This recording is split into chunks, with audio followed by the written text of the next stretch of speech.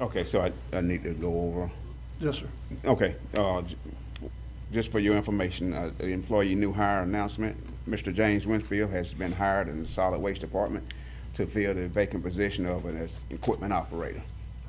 We also hired, James started Thursday, August the 15th, 2024.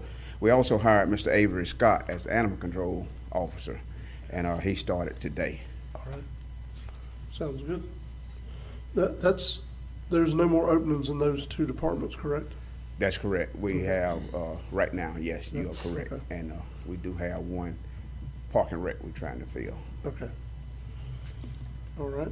Sounds good. Anyone have any questions for Mr. Davis or concerns? Mr. Chairman, I want to bring up, since Mr. Davis is here, I know on Attorney Schuler's report, we are discussing the new draft ordinance for our litter control in the county, debris pickup, things like that. I just wanted to make sure Mr. Davis was okay with the verbiage on that, and get any opinion on that we needed while Mr. Davis was present.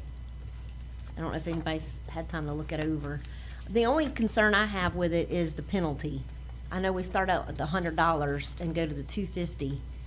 Is there a statute that says we can't start out at like $250 and then go up to $300 or $500 the next step? The penalties have to be reasonable, and I don't think that starting out at $250 would be unreasonable. I think that would be fine. What I've suggested, what was in the penalty schedule before was the first offense was just $100. So what I did for a first offense was it's $100 a day for the first 5 days of the violation for the first offense, and it's $250 per day fine thereafter until it's corrected. Then the second offense would start out at $250 a day for the first 5 days, and let me make sure, and then $500 per day beginning on the 6th day of the second violation. But that's put out there for discussion. I know the board wanted to increase the penalties. I'll put that out there for discussion. If the board wants to change that and increase it, then that's within the discretion of the board.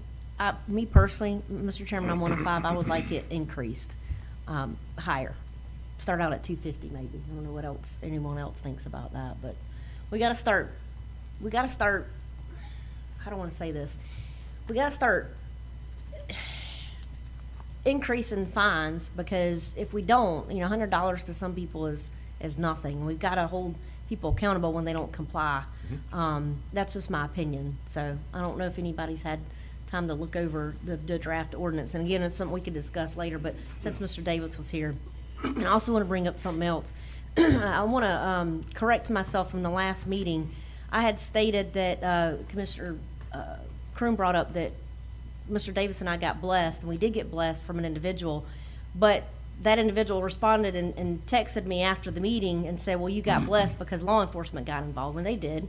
And Mr. Davis and I decided that probably wasn't the best decision, so I wanted to stand corrected, because she wanted herself to be defended and say, y'all got blessed because y'all called law enforcement. So I just wanted to make a note for the record so that individual knows that, that's what happened. So anyway. Mr. Chair, Yes. so with this ordinance, Mr. Davis, were you able to review it already? Yes, sir. I do. Did you see any changes? No directly- changes. I did mention to Mr. Schuler just a minute ago about the equipment being, if the homeowner or the property owner have a piece of equipment and place it out on the side of the road, and he clarified that for me. Right, may I? Yes, please. There's several different belt and suspenders provisions in the proposed draft. I mean, there's specific language that says land clearing is excluded. Because keep in mind, that this ordinance that we're dealing with was a litter control ordinance. That was the purpose of the ordinance.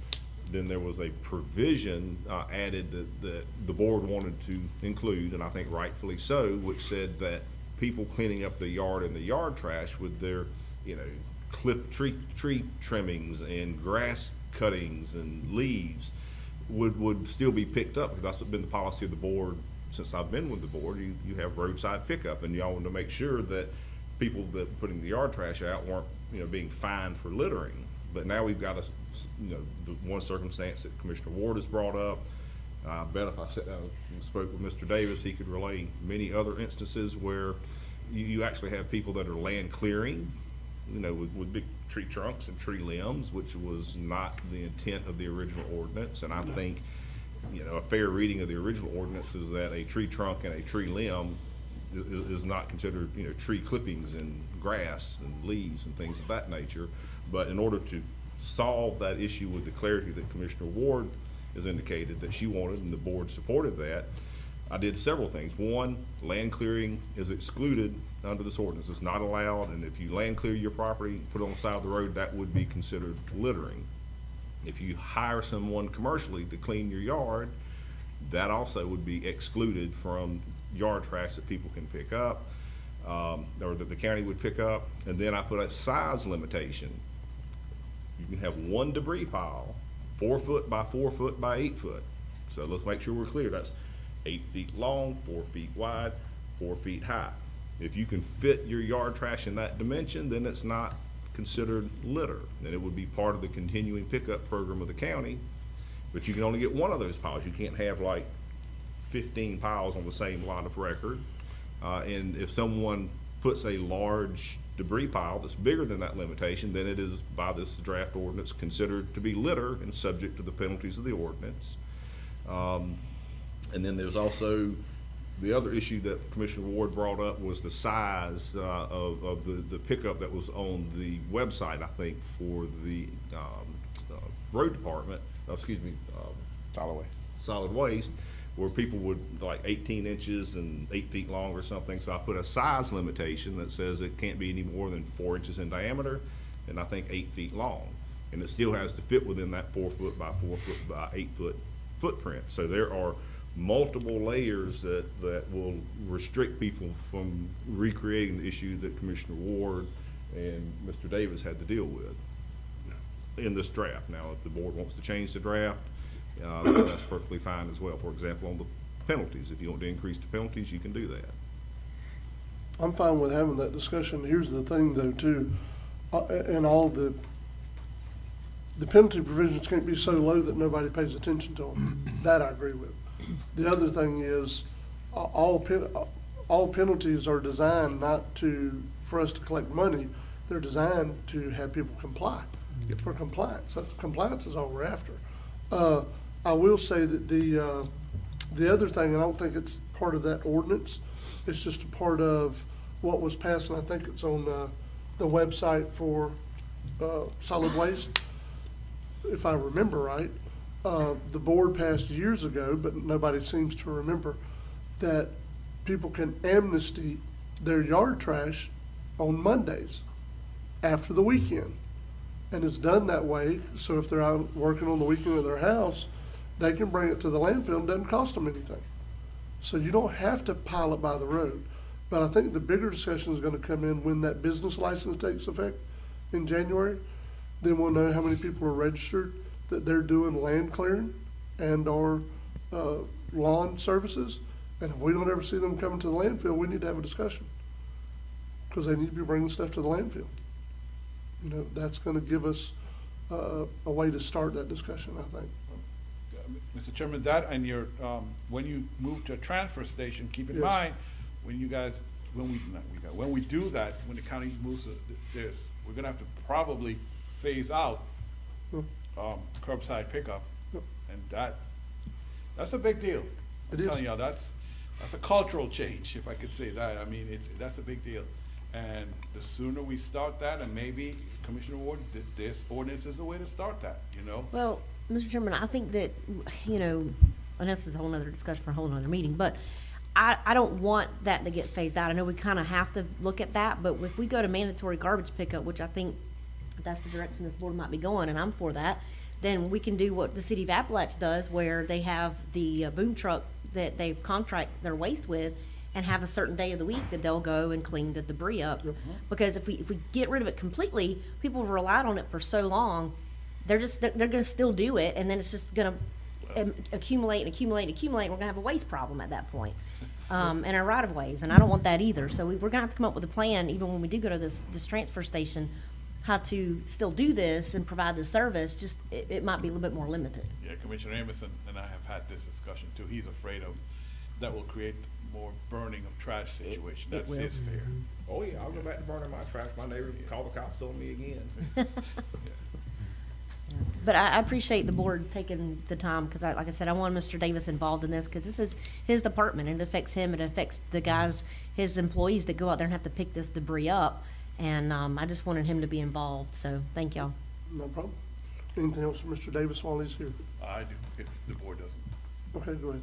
Commissioners, you would switch, I'm sorry, so go to page 22, item 1 in my report.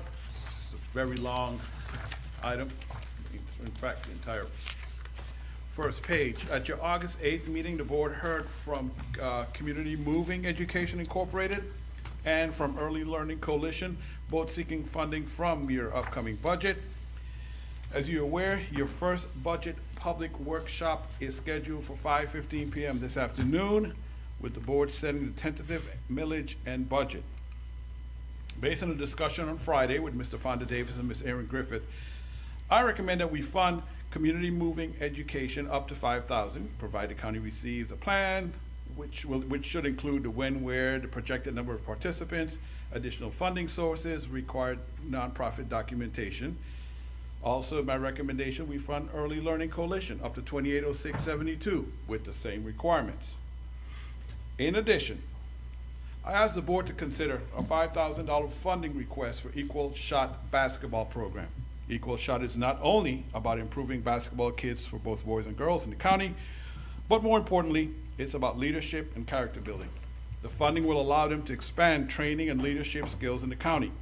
The board has funded previous Equal Shots requests over the last few years. Another request for funding consideration is the NEST After School and Summer Program. As the board is aware, Project Impact, which was the Apalachicola After School site, did not receive funding this year, so the NEST program opened the Apalachicola site to address the needs of the children and parents. The issue is, because this was a last-minute effort, the NEST was not able to apply for additional funds for this current fiscal year, so they are currently operating 3 sites, the one in Carabel, the one in East Point, and now one in Apalachicola, with a budget designed for 2 sites. The ask is for a one-time allocation of $10,000 to assist the NEST with running the after-school and summer program for all 3 sites. Except for the Early Learning Coalition, the other 3 requests will be funded from the current Parks and Recreation Youth Area Program Support budget. The Early Learning Coalition requests, that $2,800 request, will be funded from the general fund. All 4 requests will be a one-time allocation and will not be included as part of your fiscal year 2025-2026 budget. I say that to say that all 4, they're all in a hard spot trying to do a startup, except for the NEST, which, it's kind of a startup because they're a little thin now. I think they have, Commissioner Amerson, 150, close to 200 kids with a 30. Mr. Chairman. My numbers are off? I got it right here. They have an enrollment of 210 children countywide. We've got 3 campuses now. We got Carabel, East Point, and then they have taken over or stepped in to pick up where Project Impact went down, so to speak. They got 210 enrollment. They have 160 to 170 average daily, and they have 27 employees. They have a waiting list that's a mile long as well. They just cannot, with this current budget, they're already strained by encompassing the Project Impact, that they can't expand anymore to bring in any more children until the next fiscal year with the funding. But that's the numbers there. That's the countywide impact that it's having. And again, graciously, the NEST did step in and saved a few of those jobs there with Project Impact. Now, they did lose their insurance and all that, but I mean, they still, maintained a salary for a few employees, but not just that, the amount of children that it impacted. Because if that would have if they wouldn't have stepped in, that would have created a huge problem here in Apalachicola with the children after school, with parents working, it's just a good program. It's, you know, I don't wanna call it daycare because they do a lot of educational stuff.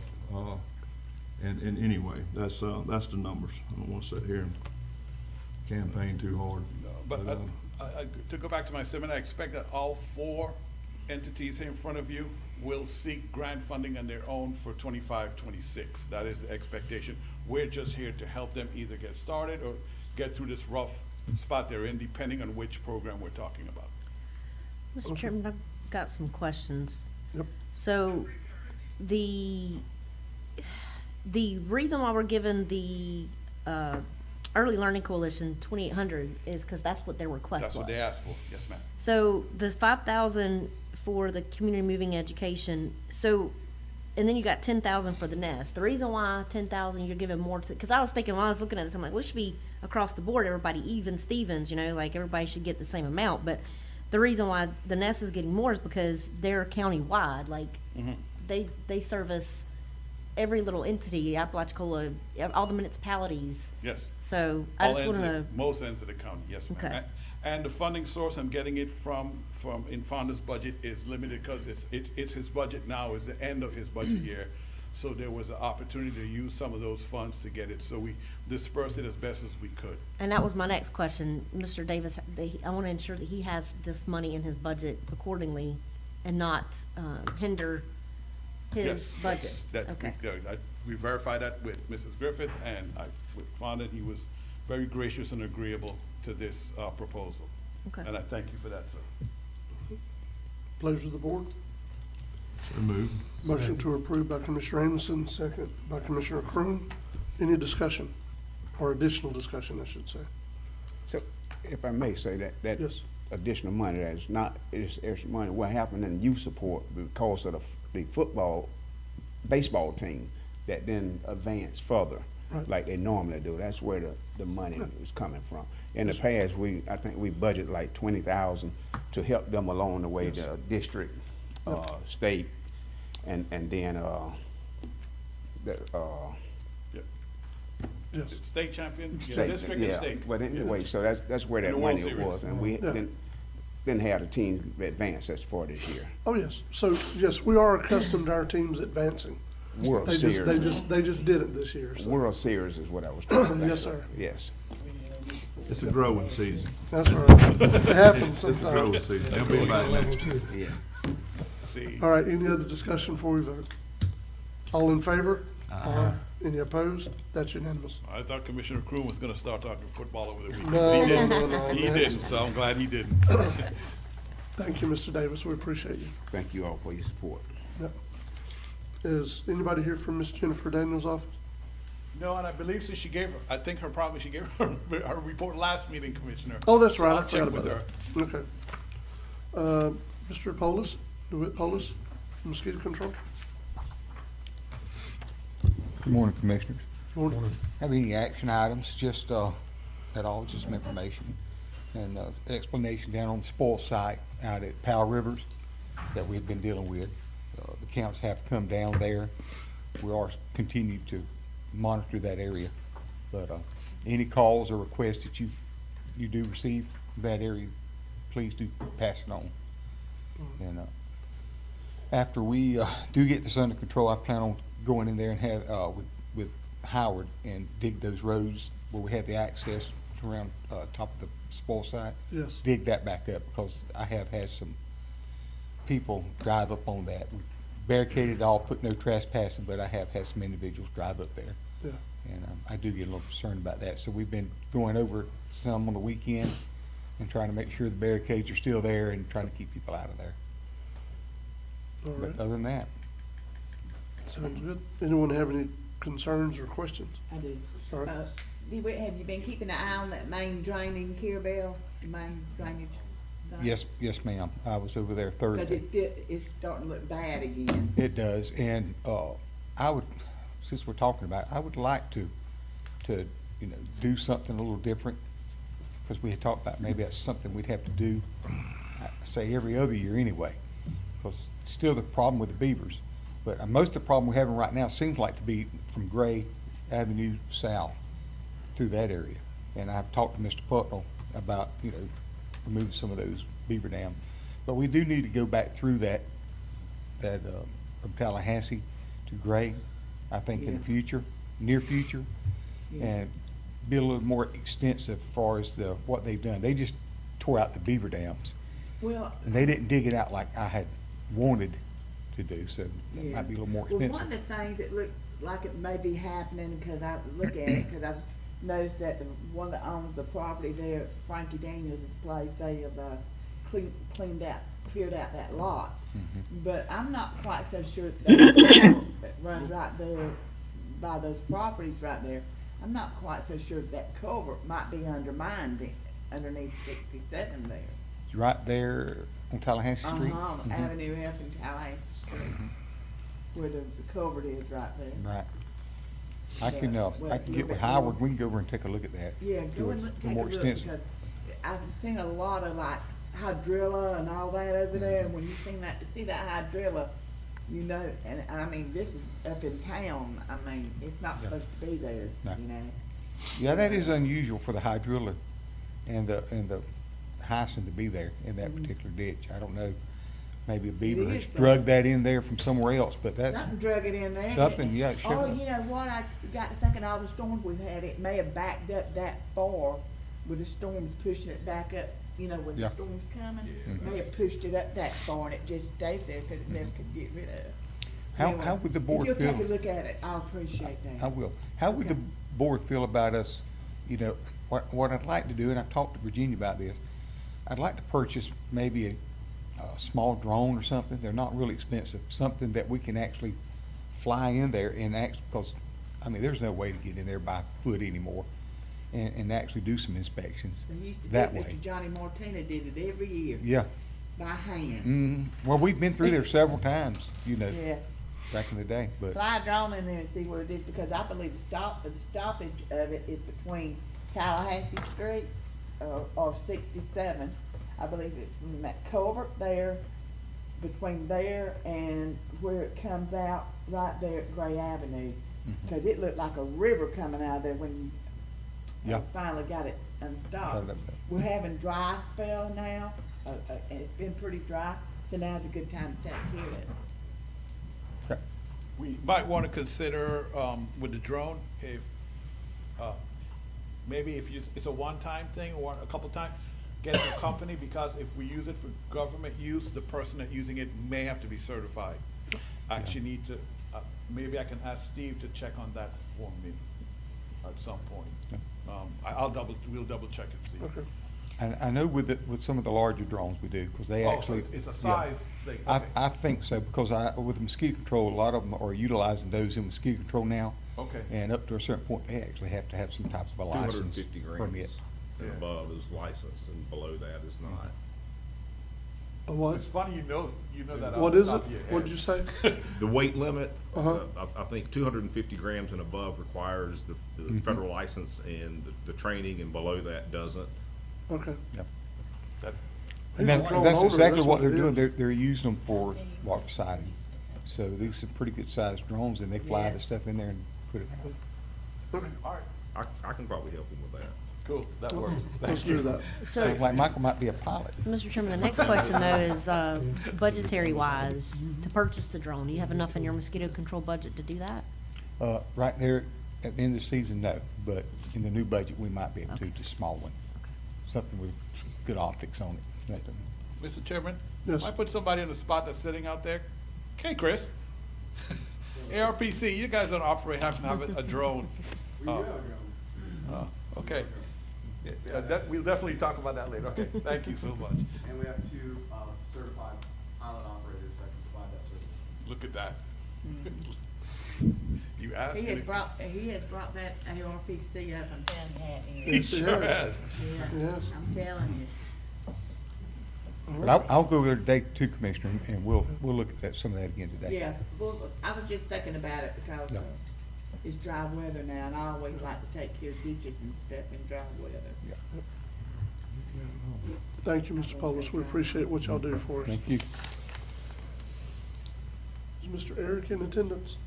Yes, he is. All right, Mr. Eric Levstream, Good morning, Commissioners. good morning. I don't have anything in addition to my written report, but happy to answer any questions. Okay. Commissioners, do y'all have any questions or concerns for Mr. Lovestrand? Sounds like we're all good today, Mr. Eric, but thank you so much, and thank y'all for everything y'all do on behalf of Franklin County. Thank you. We appreciate it. And you said Ms. Whitney's not available, correct? That's correct. She'll All right. defer to the next meeting. Right. So Commissioners, if you have anything you need to talk to Ms. Whitney about, just reach out to her individually, probably be best. Mr. Ted Mostedler?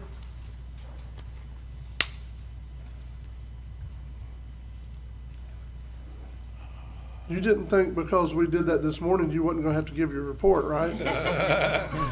No, sir, thanks for possibly the last report from me. We'll see what happens. There's nothing particularly on it other than what you see.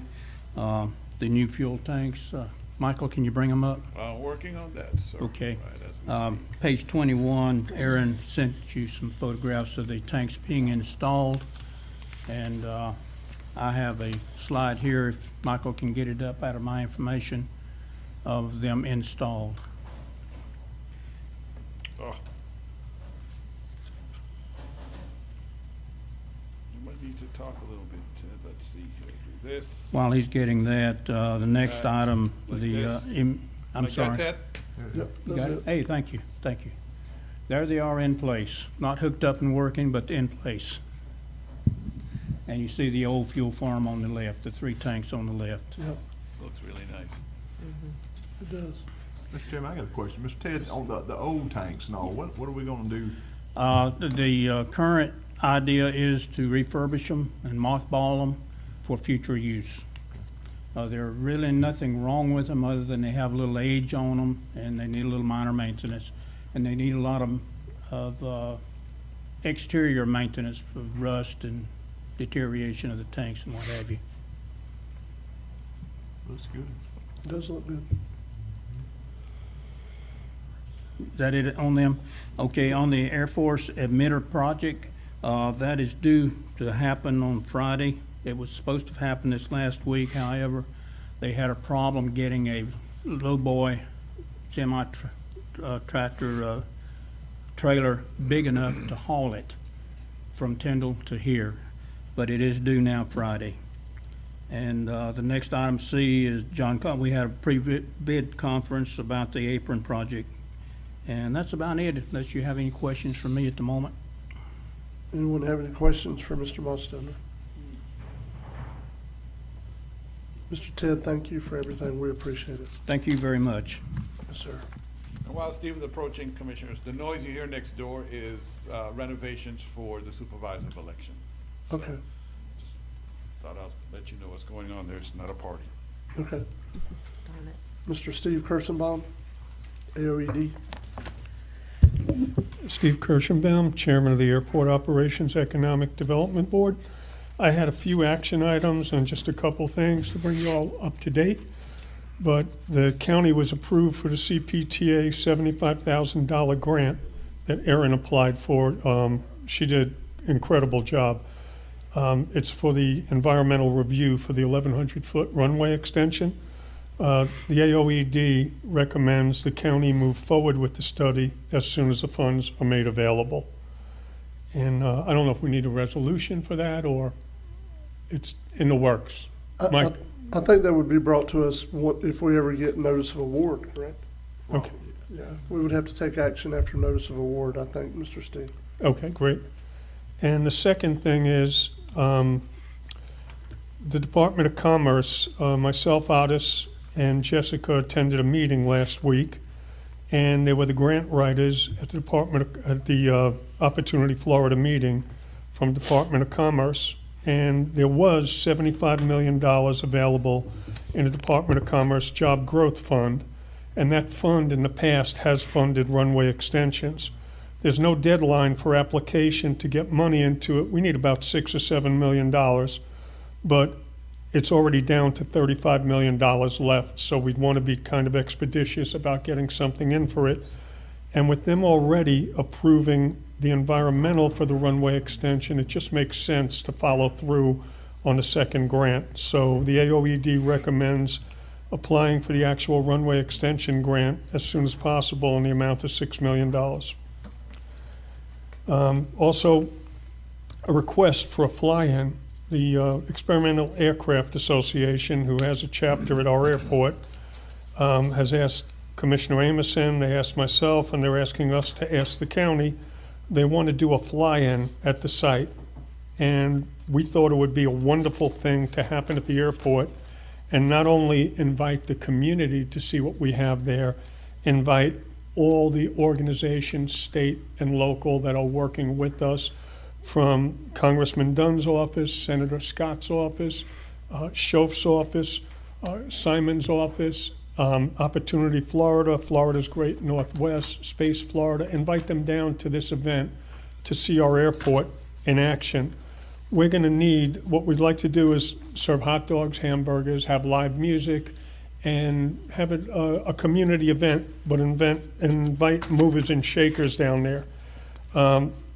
We are looking for, it's going to probably cost us about $17,000 to make the event happen. And that's taking care of the music, the temporary fencing, dumpsters. Also, we'd like to pay for some Warbird aircraft, World War II aircraft, to come down. And a lot of them will give flights to people in the community who want to pay to go on them. Advertising and PR, I spoke to John Solomon. The TDC would be willing to go in $2,000 for media. So I'm looking to ask the county, can we get $15,000 allocated to this event out of the airport fund? And can we get a recommendation to the TDC to get a $2,000 grant for advertising and PR? The event would be November 18th. It's a Saturday in November, the week after Seafood Festival. Is it the 16th or the 18th? I think the 16th, you're Okay. correct. Okay. So I'm wondering if we could have, So let's go back to the last one. These are action items, correct? yes, So let's go back to the last one, the Job Growth Grant Fund, yes, and find out what the pleasure of the board is on that one, then we'll come back to this one. okay. Sorry, let's just do them in order. That way we're trying to do as best we can. So the Job Growth Grant Fund that I know of, and I didn't get a chance to talk to Ms. Aaron, I did not call her on a holiday yesterday. Okay. I don't think the county's got anything else in the works for this Job Growth Grant Fund, so I definitely support us going after dollars from that fund. But I don't know how the rest of the board feels about it. Mr. Chairman, I'm certainly fine with that, so I'll make a motion to apply for the grant. Okay. Second. All right, so we have a motion to approve by Commissioner Ward, second by Commissioner Croom. Do you happen to know when the deadline is for that grant? There is no There's no deadline, Okay, but the quicker we get it in, right. the fund won't The run out. deadline is the amount of money available, right? Yeah. It's there when it runs out. Mr. Chairman, also that. And it's going that quick. renews. Yeah, we'll Okay. put, Just In so we October? do, yeah, it will Okay. renew. Okay. All right. So any other discussion before we vote? All in favor? Aye. Any opposed? That's unanimous. All right, now for this fly-in. So is this sheet we've got, is this kind of a breakdown of what you're expecting to spend? Yeah, and this is just a rough breakdown, because Michael had asked me this on Friday. I couldn't contact everybody I needed to contact. For the next commission meeting, I'll have a detailed budget. I just like to know that y'all are on board about this and can earmark the money for this event. Yeah, I think we're all on board with it, but I would like to see a more detailed budget before we approve it. and I would recommend you do a motion up to that Yes, amount. yes. So, so Yes. he has some leeway. Yes, And I'm good with that. Mr. Chairman, just so the public is aware, the airport in and of itself has a completely different budget. Yes. And there's monies in that budget to do specifically things such as this. Yep. And I don't know how much is in that budget now, but it's Well, enough. We have It's enough. enough to cover that. Just, Yeah, and the last time we had a fly-in, it went over well.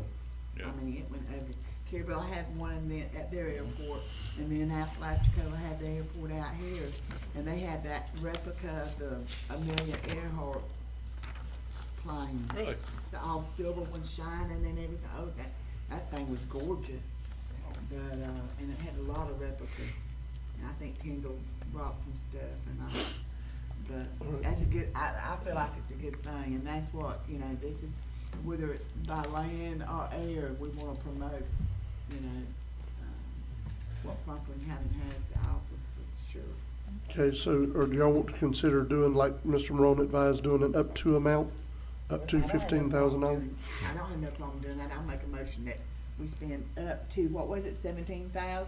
Total, yeah, with the TDC money. Well, that's separated too. Can we do Yeah, the 15. 15 for the expenses, and then can you guys send a separate motion to Oh, TDC okay. for the 2,000, if the board doesn't mind? Well, we can do it that way, whatever.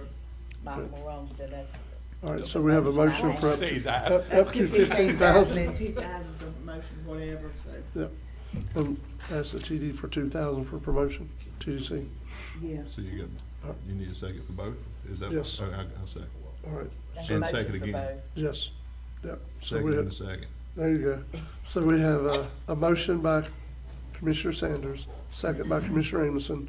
We're agreeing to fund up to 15,000 from the airport funds for this fly-in, and ask the Tourist Development Council to consider 2,000 to bring back to this board. Okay? Okay.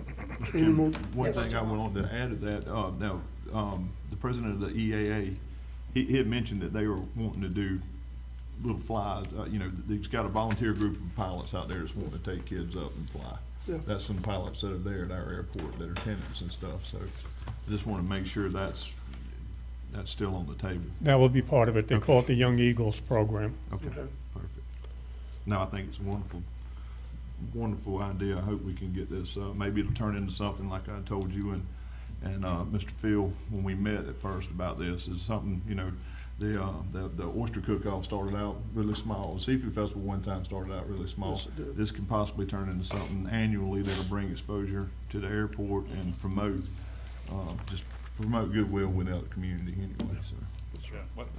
What I told Steve, Commissioner, is that keep it, if they could do it every year, keep it as close to Veterans Day as possible Mhm. in November, then that'll be a reason for more people to come, just because, you know, somewhere to go. It's true. Okay.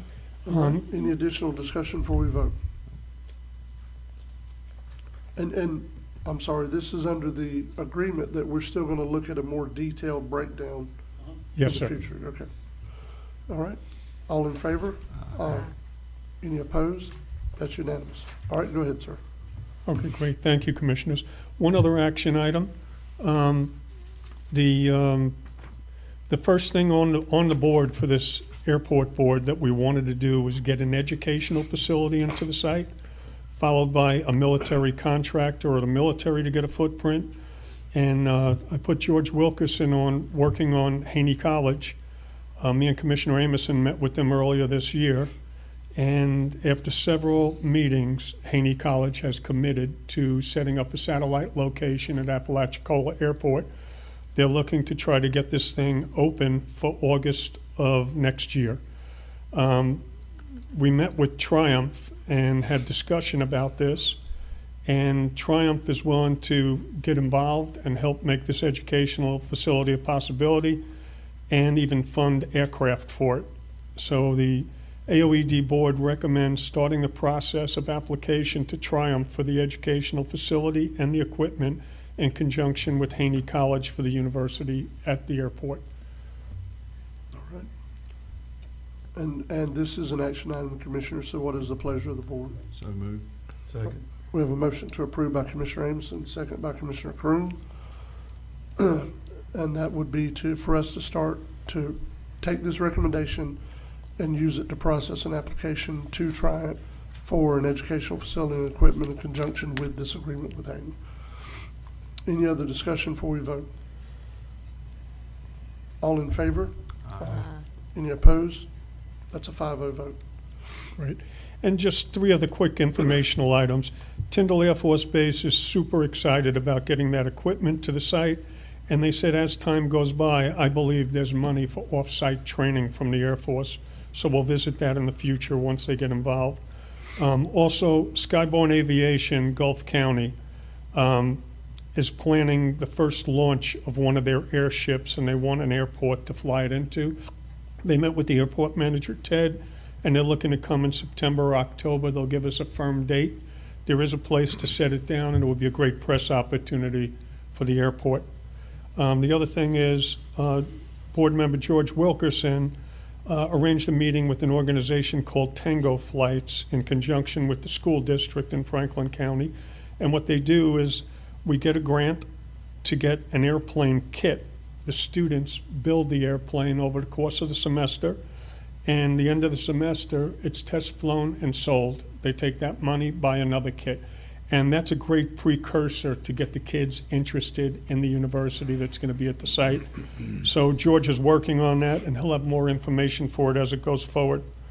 And we had a great meeting also with Florida's Great Northwest, Opportunity Florida, and Triumph about a contract for manufacturing at the site. They want to keep it low-key until it moves further down the pipeline, but it was a really good meeting.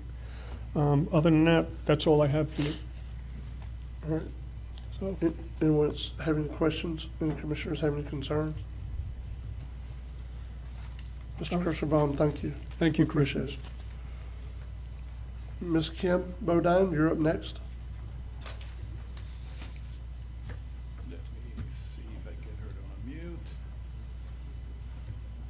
There we go. Oh, she's good. Good morning. Hi, sorry to be in on my phone, but I'm having some technical difficulty with my real computer. So I hope you all can hear me and see Yes, me ma'am. okay. Yes, ma'am. Okay.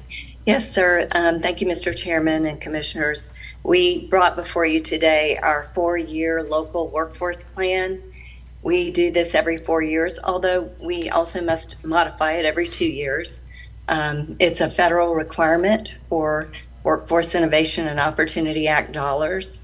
And this year is different in that it has 2 components. It has a local plan component, which actually talks about the structure of the board, our performance outcomes, data about the area that we serve, and also just a lot of our strategies and how we operate the multitude of programs that fall under the Department of Commerce that are awarded through us, and we do the local work. We also have a regional planning addendum to this plan. You'll remember a year or so ago, there was a move at the state level to consolidate workforce boards, and we were not a board that was consolidated. However, they are establishing regional planning areas across the state. We were one of the first 2 that were selected to create a regional planning area. So the addendum is the regional plan for the 12 counties that make up the Northwest Florida Workforce Collective, and they span from Escambia County to Liberty County. We have worked on the plan very diligently.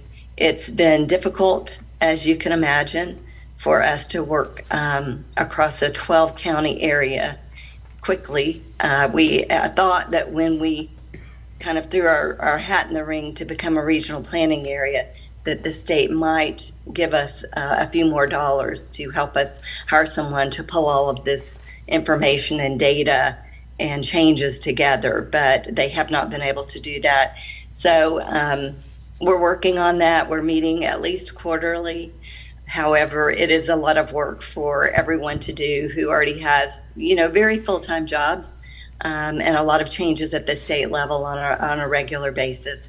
But we are working toward it. The good thing is that these 12 counties are guided by 4 regional directors who already work very well together. We call on each other, we share best practices, and in times of urgent need, such as a disaster, we help by showing up for each other and work together and provide staff to help when it's needed. So I don't know if you've had a chance to look over the plan. I apologize for the length of it. It just takes a lot of pages to respond to the plan instructions, but I'm happy to answer any questions you might have about the plan. Commissioners, do y'all have any questions? I do have a paper copy to give. I can make copies for you guys. She's right. I mean, go say that. So. Oh, it's a lot of pages. It's voluminous. There are actually 2 separate signature pages for it. Michael has that information. I delivered a binder to him that was tabbed in case anyone wanted to look through it, but you also can access it electronically as well. It's been out for public comment for more than 3 weeks now. Our board approved it several weeks ago, So we're meeting all the compliance requirements that we need to for the plan to go forward, and we plan to deliver it to the state on September 27th. Okay, thank you, Ms. Kim. Mm-hmm. Any more questions or concerns, commissioners? Pleasure of the board. Motion to approve. We have a motion to approve by Commissioner Sanders, Second. second by Commissioner Ward. Any discussion? All in favor? Aye. Any opposed? That's unanimous. All right, is that all you needed, Ms. Kim? Yes, sir. Thank you. Thank Yes, you so ma'am. much for your support. We Yes, ma'am. appreciate it. Thank you for being patient with us. We appreciate it. All right, Mr. Chris Rito, Appalachia Regional Planning Council.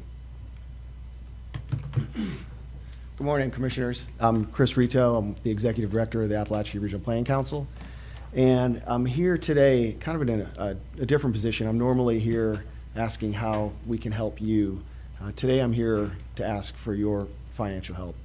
Our chair is also your chair of the Appalachia Regional Planning Council, Chairman Jones, attended our board meeting last Thursday, and we had an interesting board meeting.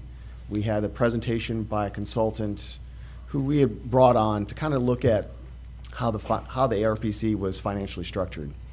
And before I get into that presentation, I think it's probably important just to give you a little background on what the Planning Council is.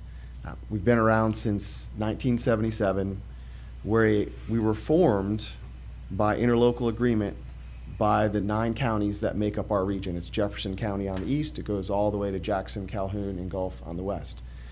The reason we were created was to be an extension of local government staff, to provide extra capacity, to provide technical assistance to our local governments. And we do that a lot, mostly by going after grants. We do a lot of grant writing, and then we, as a governmental organization that's mandated to exist and do business at cost, we keep our prices down. We're here to provide support for our local governments in the areas of economic development. We do GIS work, we do environmental planning, we do emergency preparedness planning, we administer a revolving loan fund, we do housing work, we do growth management planning. So anything that the local government needs, if we can stand up a program, if I can hire someone to do that work, we do it. And we're not here to compete with the private sector. A lot of times we partner with the private sector to increase our bandwidth so that we can get the job done. I've been with the council over 25 years. I'm finishing up my 11th year as executive director. I inherited a council 11 years ago that had $805.50 in its operating account, 0 reserves, was $45,000 had in past due in bills, and had a $65,000 budget deficit. I'm proud to say in 11 years we've turned it around. We've got 22 full-time employees. We're constantly expanding the services that we could provide, such as drone services, GIS work, but it's put us, and our budget has grown from $600,000 to $2.7 million over the past 11 years. The reason I'm here, and going back now to what the consultant provided, was I myself was having difficulty trying to grow our reserves. And as our mission is to retain our knowledge, our institutional knowledge that we have, and give our employees raises, and also be financially sustainable by putting money into reserves, it's very difficult to do when you cannot make a profit. We do everything at cost. So I brought the consultant in to kind of take a look and see what he could find out. What he discovered was kind of what I suspected is in 1977, when our council was formed, dues were $5,000 a county. That really hasn't changed much. We've had a couple of small increases. I think Franklin County saw its first increase a couple of years ago, bumped it to $5,000 to $7,000 a year. As you all know, and as Commissioner Amison had mentioned, inflation has gone up. If we were just to adjust the dues from 1977 to 2024, each county would be paying close to $26,000 a year. That has just kind of put us in a pickle financially. We just haven't been able to keep up with costs. which means we haven't been able to put money in reserves. So I am happy to say we have put some money away in reserves, but it's not enough to sustain our organization as we continue to grow and provide more services to the region. So the consultant provided a really good overview on where we are and how we got into this predicament. And myself and my deputy director and the consultant worked on a proposal that we brought to the council. And when I say the council is the local elected officials that sit on our board. They are the council. I am staff. I serve at the pleasure of the board. Our employees are also staff. But the council unanimously passed staff's recommendation to increase dues across the board moving forward, knowing that it would be a difficult ask as most of the counties are very close to finalizing their budget. So I'm here today to ask for an increase to Franklin County's dues from $7,000 to $15,000. And I understand it's a difficult ask, but I also feel that, and the council felt that kicking the can further down the road just puts the council in a more financially unstable place. And Thank you for that, Chris. I'm happy to answer any questions you may have. So I want to make sure the board is aware of two things. Number one, I made sure that everybody had this handout sheet that shows the return on investment per county. It's something that we had at the last meeting, so I brought it so the commission, everybody could see it today. You know, of course, Leon County's down at the bottom because they have a lot of capacity. They don't have a lot of needs that they reach out to someone else for. And everybody else is pretty much between ranges, but if you'll see, Commissioners, Franklin County is like extremely higher than everybody else. The benefit that we've gotten out of the Regional Planning Council and the partnership we have with them. The other thing is, when I knew this was going to be reality Thursday, coming back from Tallahassee, I called and talked to Miss Erin Griffith, and she said that it would probably be best for us to consider taking this out of our professional services because we've already had our budget discussions. So this is, again, not something we're looking at putting in the budget. It's something if we agree to today and the board's good with it, we're going to be taking out of our professional services. And then next year when we talk about budget, we can have that discussion. Just want to make sure you're aware of that. Well, Mr. Chairman, if I could just say, I've been on the board almost 4 years now, and I know that we have reached out to the ARPC for a lot of different things. And as Commissioner Amison said, inflation is among us, and it's a reality that we have to deal with. You know, just recently we've gotten someone from ARPC who's going to help with our land zoning code and some ordinances. So we would have to basically hire someone to do that anyway. So why not get someone that's knowledgeable, that serves all these other counties, that can kind of come together and know what works for some people and what doesn't work for others. We were at a meeting just last week, and there were a couple of ARPC members there, Caroline, and I can't remember the other young lady's name. Alice. So, you know, they're always active and involved. They want to know what's going on. The first thing Caroline asked me was, so what's new? What's going on? What, you know, basically, how can we help you? What do y'all have on tap for projects? And what she knows, because she's, you know, very involved, but I think that we'd be stupid to not do this and not continue the good working relationship that we have with the ARPC. So I'll make a motion to approve this additional fund. Okay, so we have a motion to approve the increase up to the $15,000 that's being asked out of professional services by Commissioner Ward. We have a second by Commissioner Sanders. Any discussion, Commissioners, before we vote? I do. Yes. I'm just gonna put my thoughts out there. As you know, in the past years, there's been an attack on the planning and zoning camps, the planning councils around the state. Yes. There's some legislators at the top level that don't believe you need to have these for the county. But I personally know what this has done for Franklin County. Yes. And if with resources like we've got be able to put our hands on, that outweighs that $15,000. Yes. And I mean, you just look at what we've gotten, and I mean, it tells itself. And I can attest, I've been there before Commissioner Jones was. Chris Rito has really brought the ARPC way ahead of what it was before. So when I come back on board to see it that far advanced, it made me happy because it was kind of stuck there for many years. It got to where I didn't even want to go because I wasn't getting nothing out of it. So now I like to see that, but I do agree that we need to go ahead and fund this. That's why I second the motion. Yep. Mr. Morone, do you have that where you can display it? No? No, I Okay. didn't have a chance to scan it before you handed it. That's fine. So to make the public aware, so we're looking at, on this return on investment sheet, the next highest county to Franklin, for every $1 they've invested in the Regional Planning Council, they're getting $204.50. Okay, Franklin County is sitting at $749 per dollar. That's what we've gotten back from our investment in this Regional Planning Council.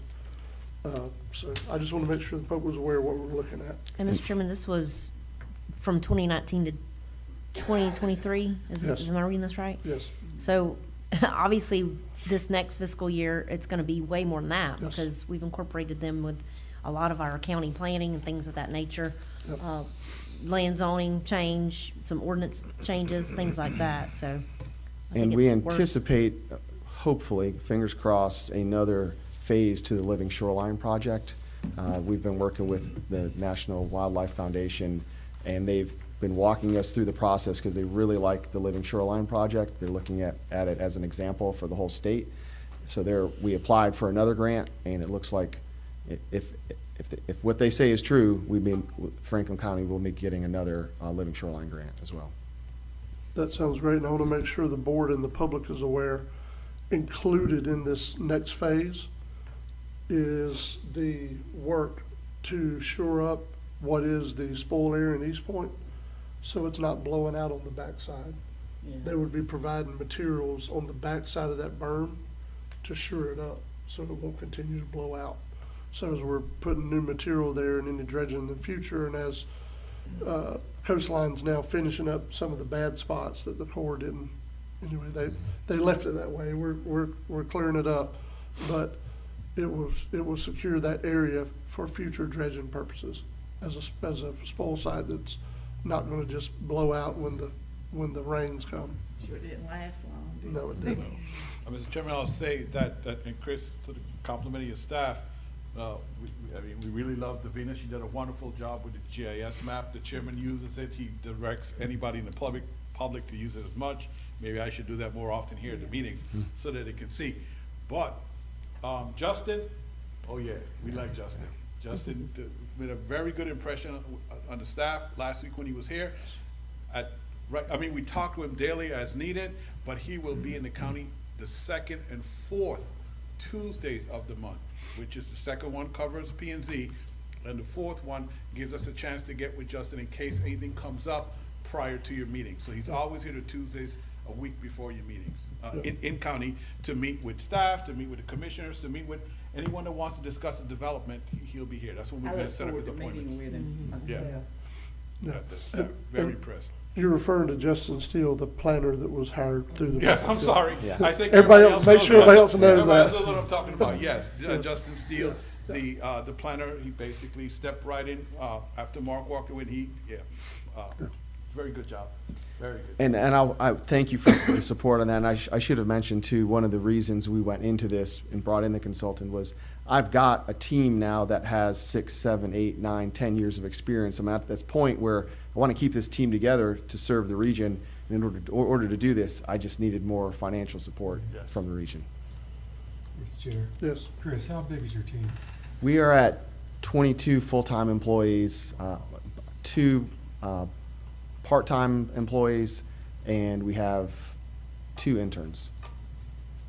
And serving the 9-county region, and it's, I'm hoping that I don't have to hire any more people, but that, our region is very rural. And so I feel like once people understand the services we provide, the costs that we, that we can provide those services, they take advantage of those services. And Franklin County is our #1 county taking advantage of the services. Yeah, I've read, some of the services y'all provide, and I love looking at the numbers on there. Yeah. It's Yeah. quite impressive, so I'm very supportive of this. Thank you. All right, any additional discussion before we vote? All in favor? Aye. Any opposed? That's unanimous. Thank you so much for your support. Yeah, thank you. Break time? Yeah, let's take a break. Is Ms. Aaron?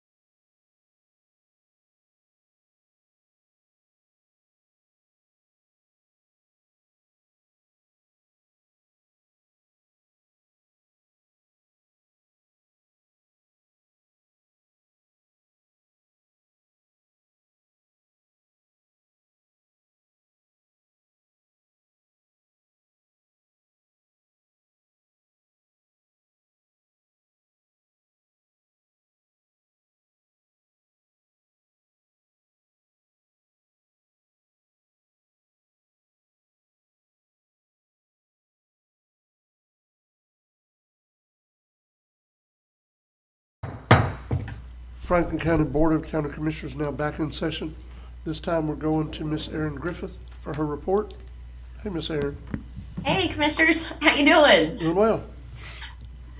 Okay, first action item is the Rural Infrastructure Fund grant application. The application window for the RIF, which is the Rural Infrastructure Fund grant program through the Florida Department of Commerce, is open now through September 16th. This program has $15 million allocated for 31 rural counties and the municipalities within. There is also an additional $5 million allocated for counties still impacted by Hurricane Michael, which includes Calhoun, Gadsden, Holmes, Liberty, and Washington. In this program, there are 2 grant categories: a total participation grant for up to 100% of the cost of the project, and a project planning and preparation grant, whereas up to $300,000 can be requested for infrastructure feasibility studies, design and engineering, or other infrastructure planning and preparation services. The board has mentioned in the past about the need for a county-wide road condition assessment and inventory, and this type of planning study would fit within the guidelines for the RIF program. A comprehensive inventory of county roads and conditions would assist the commission and staff for determining which roads should be submitted for transportation grant projects, provide an adequate inventory for post-disaster recovery, and determine priority for county-funded paving efforts. Adequate infrastructure is a building block for economic development and fosters community investment. Board action to approve submitting a project planning and preparation grant through RIF for the development of a county-wide road system inventory and conditional assessment study with priority ranking for repairs. So move with comment. All right, we have a motion to approve by Commissioner Ward, Second. second by Commissioner Amison. Commissioner Ward, please proceed. Mr. Chairman, you know, we attended a meeting last week and they talked about the RIF grants. And so I forwarded an email to Ms. Griffith about this, and she emailed me back, had already been working on this. So I appreciate her due diligence in doing that. But this is definitely something we need throughout the county. I know I spoke on a couple of meetings back about, I went through my district with our county engineer, and one road's like $1 million. And we definitely, there's really a plan that we need to put in place moving forward to where we can possibly repave, resurface, widen our roads that we have existing. And so I feel like this is a good first step to be able to hopefully do that. Yes. Any additional discussion? I got a question, Mr. Chairman. Yes. And Commissioner Ward, you might be able to answer it, or Aaron, but can we do multiple submissions on this grant? We can, Commissioner. We could actually ask, we can't have them in the same category. We could actually ask for the project funding side, which was the other, let's see, I believe it's called a total participation grant. However, keep in mind, you know, it's basically $15 million for a lot of rural counties and a lot of municipalities. So you would probably want to kind of tamper the other requests down to, you know, some reasonable value. So I don't know. I did talk to Steve Kirschenbaum about possibly submitting one of the corporate hangar projects, something along those lines. But right now, you know, if you go in and you ask for, you know, $4 million, $3 million, that's going to be eating up a lot of the pie, and also trying to get the other study approved. So, but that's entirely up to you all. If we want to submit a second one, we can, but it would have to be a different category. It just can't be a planning, engineering, that type of thing. Understood. The reason I say that, and Commissioner Ward, you can correct me if I'm wrong, but they, at that meeting with Opportunity Florida last week, they're basically begging people to request the money because they're worried that they're not going to get enough requests in to refund the in the budget. In other words, they're going to get a budget cut. So I mean, wow. You know, I'm one of those. You know, I'll ask 10 times, 10 different ways, okay. and go from there. But but anyway, I was just some food for thought. That, how much is it? It's 15 million, but they. No, I'm talking about the ask you're talking about. Oh, I'm not sure. I mean, you know, Mr. Kirschenbaum mentioned that he talked to Aaron about. Miss Mary Swope and mentioned something about you know, the access, ingress, egress to the airport out there with the potential you know, companies that's interested in coming out there on that east side, coming off of Powell River Road. Yep. You know, there's a lot of different ways we could you know, request that money. But the gist I got from it, from the folks there from PIR, I think I'm saying that right, FIR, but I'm awful with these acronyms, but But anyway, they're like, you know, we need people to get motivated and request this money because we're afraid that there's not a, you know, if we got 15 million and we've only got $9 million worth of requests, they're gonna cut us down to 9 or 10 million next year. That would be So bad. that's what I took away from that. Yeah, that would be really bad. So I mean, you know, the old saying, sling a bunch of stuff against the wall and let's see what sticks, you know? Okay, well, yes, we can also, we could probably go for, I think the phase 3 hangar improvement which actually had a classroom component. So we could probably, you know, submit for that one. And that one was, I think, $3.5 million for that particular phase. Okay. All right, just some food for thought, so. So do we need to add that to this motion, Ms. Aaron? What do we need to do? Yes. Okay. Yep. Let's do that. I'll amend my motion to reflect that. Okay. I'm gonna be in my second. All right, so the first and second have been amended. Commissioner Sanders, go ahead. Yeah, let me ask Aaron. Aaron, where you at? You coming in and out on my thing. Yeah. But Still she talks is what it is. We got technical problems around here. I've done heard that for 6 weeks. But let me ask you something. Then, if you do the rural infrastructure fund, would it be able to fund something like the truck route? You know, the Lake Morality Road, make it wider because of the truck traffic, because of the pit opening back up in Liberty County. There's going to be more truck traffic through there, and eliminating Carabel going through, you know, Carabel. Could we use it for something like that? We could, yep, it would actually, it would entail, let's see, let me look right here. Because that's about 1.5 miles, 2 miles through there. What area are you talking about? Talking about Ryan Drive?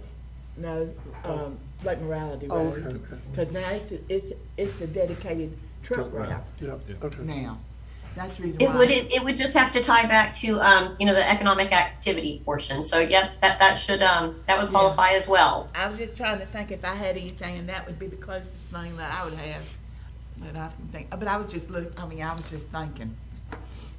Would it be, Mr. Chairman? Yes. Question, would it be better, more beneficial for us to submit like 3 or 4 different projects, and that way, you know, maybe we'll get 1 or 2, you know, instead of lumping everything together on one ask, we can have multiple asks, you know? I think that we're limited to 1 in each particular category, but I can check on that. You know, it could be something where, you know, we vet the projects and then we come back to you all at the next meeting and actually get retroactive approval for whichever ones that we actually decided upon. But definitely with the road survey for sure, for the project planning grant. But then as far as the infrastructure component, we can kind of, you know, come up with some ideas and see, you know, which one is the most viable.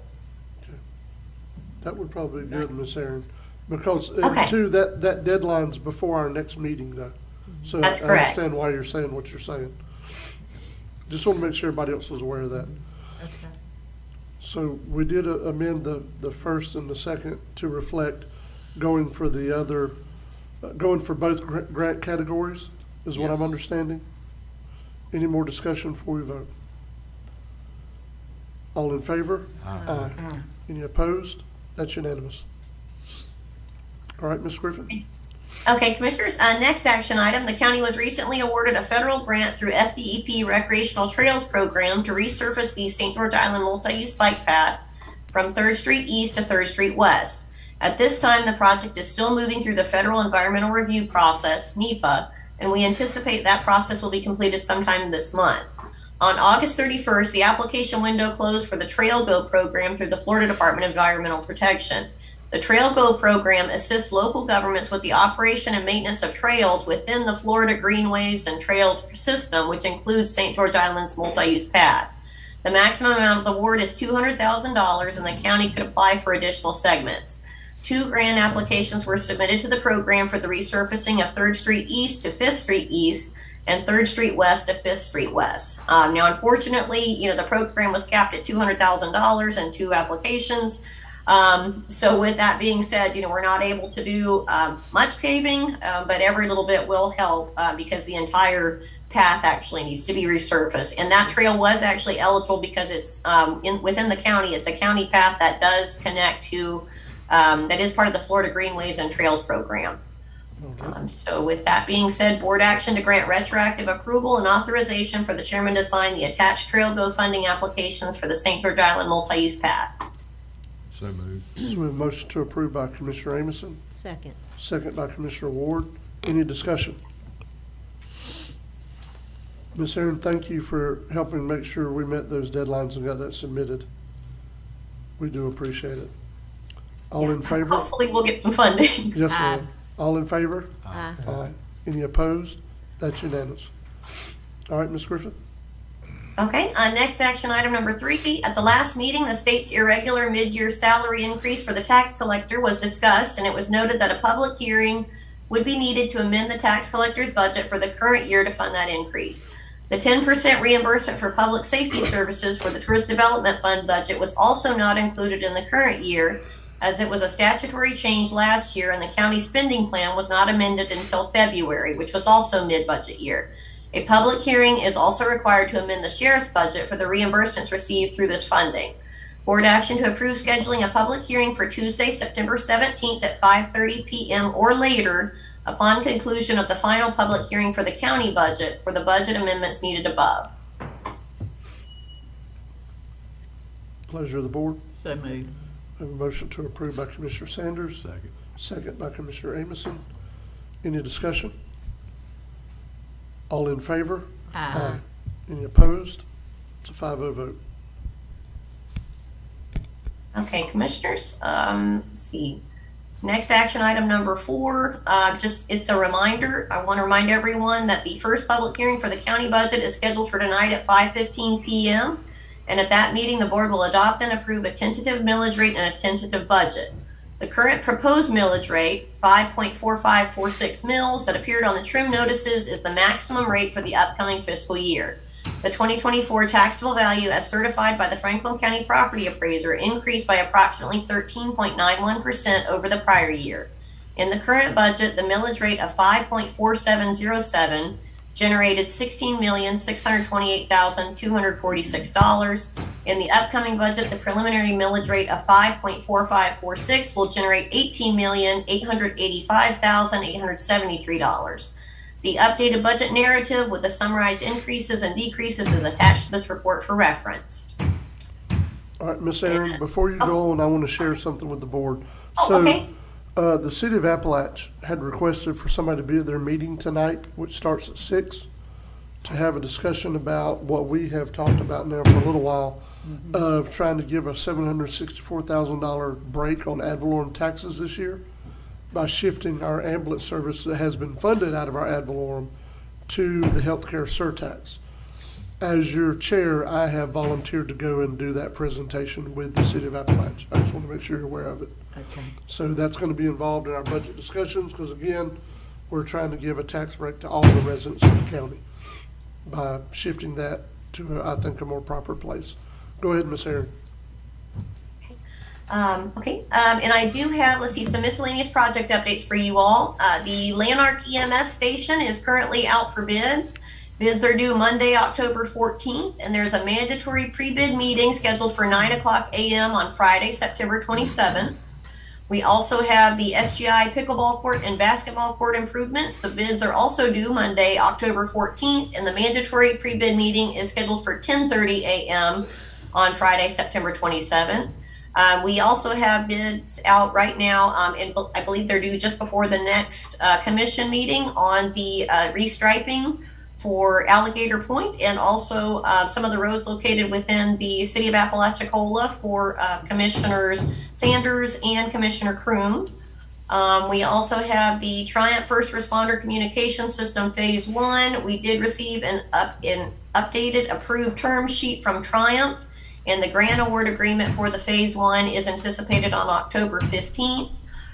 The airport fuel farm, the fuel storage tanks were delivered last week, and I did paste those project progress photos below on this report. And then I do have one late action item, commissioners, that will require public comment. See, the board action, the late add item is the countywide dune restoration project licensing agreements. As license agreements were tallied today, approximately 46% of property owners returned the licensing agreements. The county had hoped to have more than 50% of eligible property owners participate in this countywide effort. I did talk to the project engineers this morning, and they have actually suggested to get board action to authorize the project engineers to be able to send a secondary round of letters to eligible property owners who did not respond, which is approximately 300 property owners, with an extended due date of October 31st, 2024, just so we can maximize participation for the program. All right.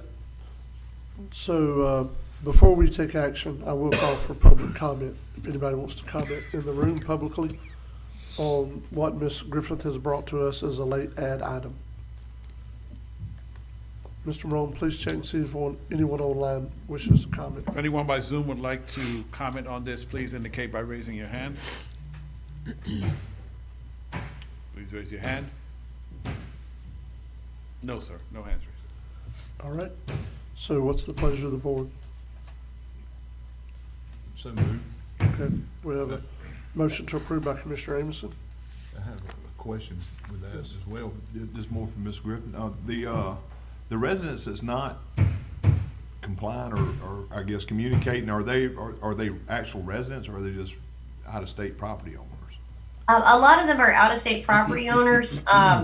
You know, in talking to the project engineers, you know, they said that was actually kind of a common rate of response whenever they do these dune restoration efforts. I was somewhat disappointed with that, but they did say that they had one county that had sustained major damage from one of the hurricanes down south, and their participation level was only 35% or so of the property owners within that segment of shoreline. So, you know, I feel pretty good at this point, but we did hope to receive more than 50% back. And of course, you know, that effort, you know, those COs will actually, you know, drop seeds and such. So even those that don't participate, there will still be a benefit countywide for this effort. All right. So we do have a motion to approve. Do we have a second? Second. Second by Commissioner Ward on the motion from Commissioner Amison. Ms. Griffith, also too, invariably, you know, there's going to be, if there are those that don't respond afterwards, they're going to want to try to get in the mix on it. You know that's going to happen. Yes. The same thing happened with the Living Shoreline project between East Point and Carabel. You know, that's why they're actually doing a second round, but I don't know there'll be a second round to this one. Yeah. And with us too, you know, with dealing with the U.S. Treasury on this one, you know, of course, the county would love to be able to include people at a later date if they did want to participate. However, with it being federal funds, I don't know if that's possible. We will pose that question to them, but they have not been very flexible in the past. Well, if it is possible, I'm assuming it's going to have a really long timeline attached, like it has on the front end. So, but anyway, yeah. Any more discussion before we vote? All in favor? Aye. Any opposed? That's unanimous. All right. Anyone have anything else from Ms. Griffin? I do. All right, go ahead. Aaron. Have you heard anything? I can't see. Have you heard anything on the C30 project from FEMA? We have not. We are still arguing back and forth with them, and I'll get with Tracy Busby to try to push that thing, move that along anyway, because it's been so long now. It's just ridiculous. But this project, if I'm not mistaken, this project goes all the way back to 2018. It does, with Hurricane Michael. Yes. That's correct. I'm going to make, Mr. Chairman, can I do it? No, I don't know what you're talking about doing. Well, I'm going to tell you, and then you tell me if I can do it, or the attorney can tell me. All right. I want to call our federal legislative delegation up there and let them know what's going on, that FEMA is objecting to the coordinates of where C30 is located at, and this is something that happened all the way back to Hurricane Michael in October of 2018, and then followed up with a letter with the chairman's signature. Okay. To the federal delegation? To the federal delegation, because that's the only ones FEMA listens to. If we can add one more on that too, Commissioner, we have yet to actually receive an obligation from FEMA for the SGI Fishing Pier Access Road repairs. That one, they continue to go back and forth as far as the seawall that collapsed. I believe it was August 31st actually of last year. That was like our only damage that we sustained at that time, and that one has still not yet been obligated for repair. They're still going back and forth saying that, you know, the wall did not collapse during the storm. They're looking at Google Earth photos, and it's like, yes, it is, because we have photos before and after. So that's, you know, it's definitely very difficult dealing with any sort of federal approvals. So want to add both areas? Add both of them then. Do it for both of them. Because we need to get some action on that. Because if next time we have a storm, the whole C-30 is going to go. And the thing about it is it's going to take out part of 98 to the east of Carabel. True. It will. That's what I'm saying, on that high hill, on that high bluff right there, crossing the fire tower. So that was my motion, Mr. Chairman. Okay, so it'd be best to do it in the form of a motion, Attorney Schuler. Yes, sir. All right, so we do have a motion by Commissioner Sanders. Second. We have a second by Commissioner Ward. I will call for public input. Is anybody in the room that wants to comment on this publicly before we potentially take action? It was not on our agenda, so I'm calling for a public comment. Seeing nobody, is there anybody online, sir? Anyone online attending by Zoom would like to comment on this, indicate by raising your hands. No hands raised, sir. All right. Any more discussion, commissioners? All in favor? Aye. Any opposed? That's unanimous. Thank you, Commissioners. Thank you. She just rescued where that was going to go, because when you got through with everything, I was going to ask you about the funds we have for the St. George Island Fishing Pier. Well, basically the whole bridge that's left, because I know it has increased, but if we can get the federals to pay for it, we'd be better off, because the damage is real and it happened during Hurricane Michael. So it'd be, hopefully the outcome will be they'll help us take care of it. Yeah, and the repair, Commissioner, too, we anticipate that repair to be about $680,000 with the damage to the seawall, so it would take up a significant amount of the balance of the Fishing Pier Maintenance Fund. So if the federal government can pay for it, and it was caught, you know, since it is hurricane damage, and the community is entitled to those funds, then yes, we should definitely go after that funding. Right. Well, the way I'm looking at it, it looks like to me that they would like to clear off the books from way back 5 years ago, 6 years ago, you know? FEMA? Yeah. Well, look at how long it took us on Alligator Point to get that. So finally, I mean, but we can't blame nobody if we don't let nobody know That's true. what's going on. True. And so we need to just go ahead and do it, be done. Thank you, Ms. Griffin. We appreciate it. Thank you. All right, Mr. Merle. All right, Commissioners, so we're moving on to page 23, item number 2. Previously, the board requested individual credit cards for commissioners when they travel and attend conferences and events on behalf of the county.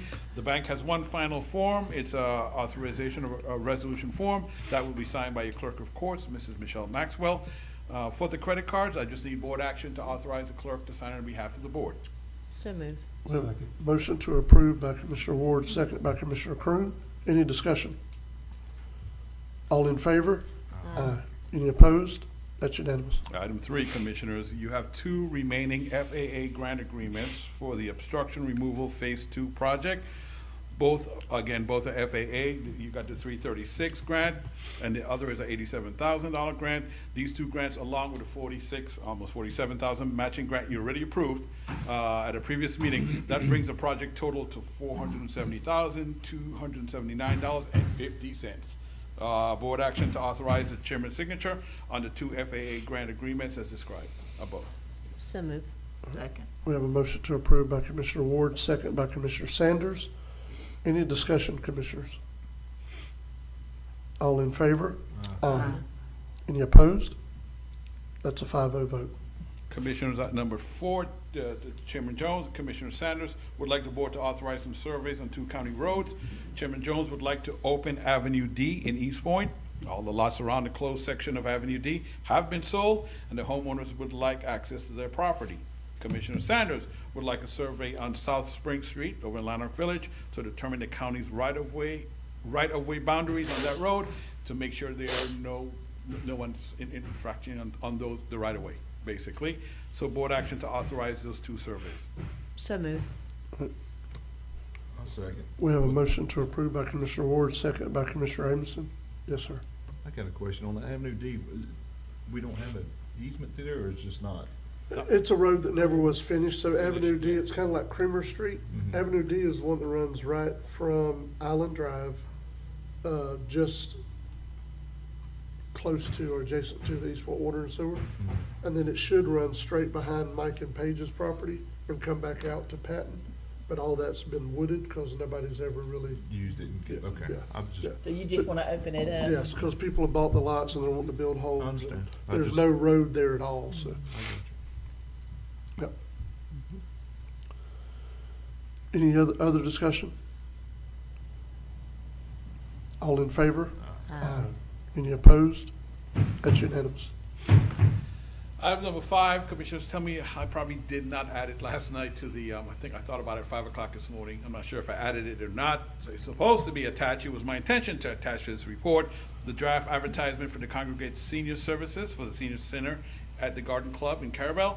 I will meet with Lisa Bretz, I think it's tomorrow, to review the ad. I'll let you know if there are any substantial changes to the ad, but I would like board action to authorize proceeding with the ad, and I promise you I will have it on my attachments if I didn't already here right after the meeting. Mr. Chairman, I thought it was, because I It looked was? at it. Good. It is. In It is? addition Thank you. to that, I'm glad this is finally coming to fruition, because Yes, ma'am. Commissioner Sanders and I have been on you, Yes, on yes. you And to get this. And I thank, They want to eat out there so Yes, bad. yes, they and I thank definitely- Courtney, because I handed it off to her when she came back, and she took it and ran with it, so, yes. But I do have a Good. question. Should we, because you said you're meeting with her tomorrow to review the ad. Yes. Can we do this contingent on that meeting? Because I don't want you to have her make changes and then us have to wait for another meeting to come back and. So if they're substantial, yes, but if not, she said she only had a couple of questions to ask, so I would, yes, I would go ahead and make the motion contingent, there are no Contingent. substantial changes to the ad. Okay, I'm gonna make that motion, because I didn't, like I And said, I I'll want to get come back back And to I and. second it. All right, so we have a motion to approve by Commissioner Ward, second by Commissioner Sanders. Any discussion? Seeing none, all in favor? Aye. Any opposed? That is unanimous. Thank 5-0. you. Thank you, sir. Moving on, page 24, at the top of page 24, item number 6, Chairman Jones would like to appoint Ms. Lynn Martina to the District 1 seat for the Weems Board of Directors. Most of you are familiar with Ms. Martina. I'm sure you've ate at her restaurant, as she has a successful seafood business and sits on other nonprofit boards in the county. Board action to appoint Ms. Lynn Martina to District 1 seat. So move. Second. We have a motion to approve by Commissioner Sanders, second by Commissioner Ward. Any discussion? I'm thankful that Ms. Martinez wanting to sit on that seat. Absolutely. I'm glad. I really am. All in favor? Aye. Any opposed? That's unanimous. I do, Mr. Chairman, before we move on, I do have a quick question. Yes. Speaking of the board, I didn't send you the term limits. yeah. I'll get them. So I was asking Mr. Morone a couple weeks back when I spent about pretty much all day at the county annex, just talking to staff and trying to come up with plans and things like that. But I asked him about our boards and how they're set up, you know, from our AOED to the hospital board to the P&Z BOA board, what the term limits were and how often we can change those people on those said boards, because I've got people that have contacted me wanting to be on certain boards, and I'm like, well, I don't know when their term is up. I don't know how that works and what the process is. So I wanted to kind of get a streamlined way of knowing who's on what board, which I know who my representatives are on pretty much all my boards, but I want to get them all set up the same. If we, you know, every 4 years we're going to recycle, or we're going to reappoint the same people, kind of like what we did with the TDC board. I want to be able to have options, you know. How about a link, a separate webpage, a link on our website that has all our boards, all our members and their terms?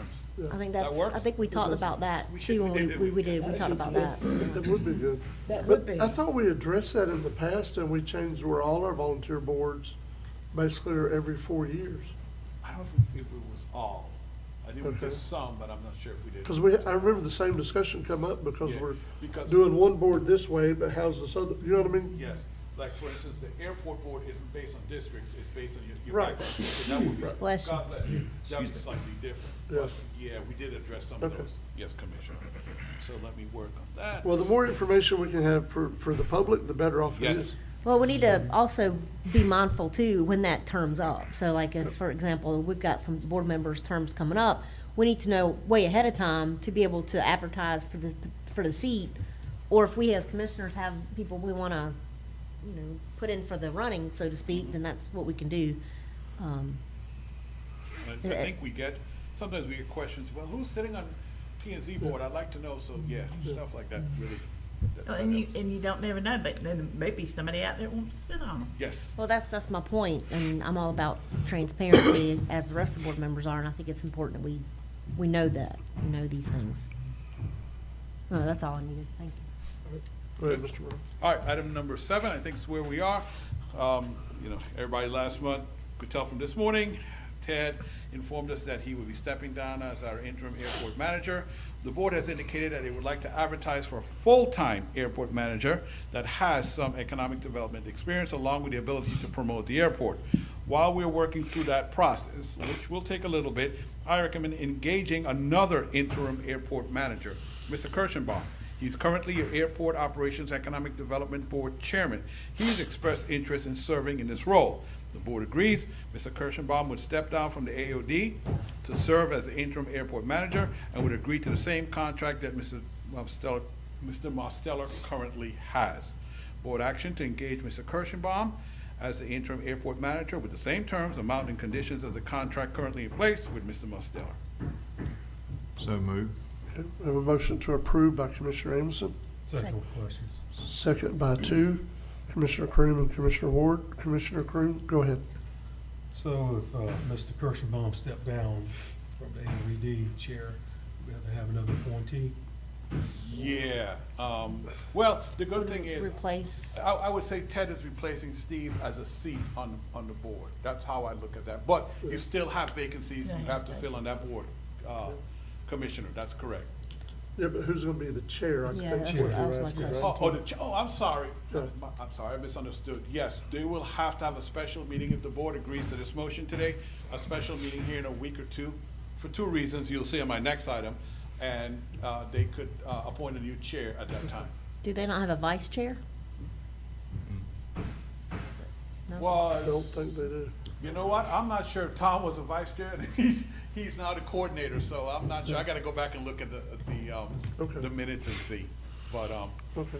yeah, I think they have, honestly, I think of the few members they have right now, Mr. Wilkinson would be a great chairman. Your next item is about that Yep. very same So, thing. yeah. So, yeah, I'm sorry, Commissioner, I misunderstood your question, yes. So as chairman, yes, I think one of the current members would be willing to step in as chairman.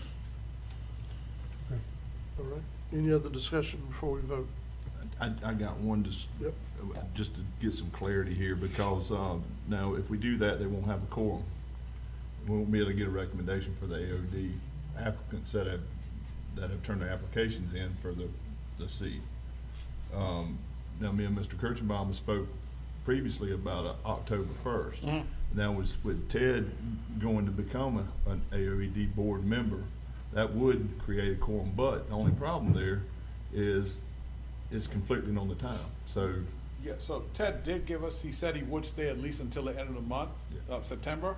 So yes, I'm looking at an October 1 date to let the current board deal with a couple of things. One is to look over the applications, we're gonna discuss that next, the applicants, I should say. Mhm. And 2, that they could reorganize and determine who's gonna sit on what seat. So when that switch is made, everything will be in place October 1. okay. That's my intention. So Right. if you'd like me to put October 1 for this effective date as part of the motion, that's fine. You guys needed to amend it or not, I'm not That would quite sure. probably be better, just so it's 100% clear. Okay, Yeah. that works for me. Yeah. So do you amend your motion to reflect that date? Yes, I do. Yeah. And what about the second? Yes. All right, so the motion and the seconds have been amended to reflect that date. October 1st. Yes. Yes, sir. All right, any additional discussion? All in favor? Aye. Any opposed? That's unanimous. All right. Commissioners, item number 8, the county currently has 2 vacant Planning and Zoning Adjustment Board seats. One of these seats is, that has to be a District 5 representative, basically has to come from that district, and the other is an at-large seat. Last week, I sent you a link that included 3 letters of interest for those seats. Is the board interested in appointing any of those candidates to the vacant seats? In addition, based on what is happening to my previous item and before, the airport manager, the airport operations, the AOED board should have 3 vacant seats. Same link also included 6 letters of interest for the AOED board.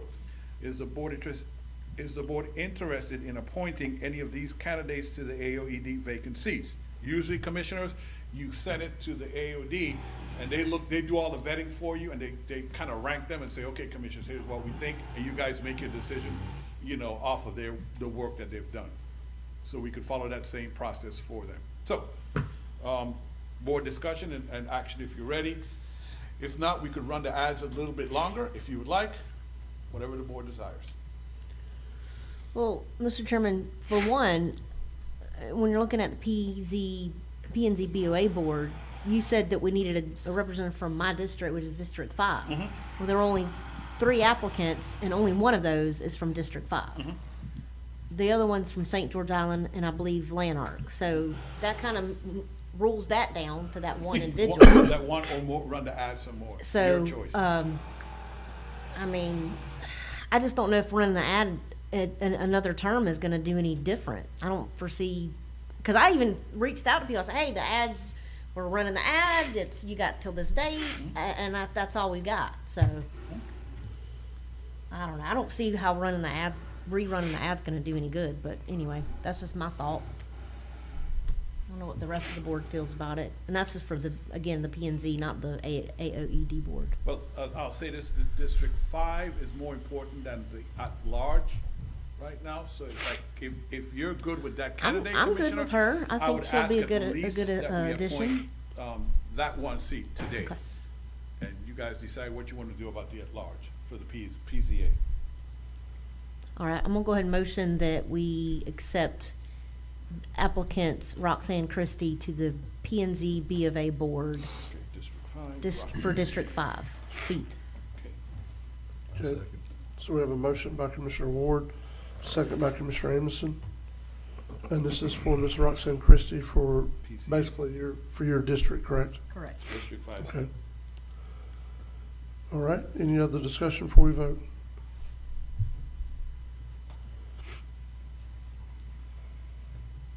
All in favor? Aye. Any opposed? That's unanimous. I'm fine with the board taking action on the at-large.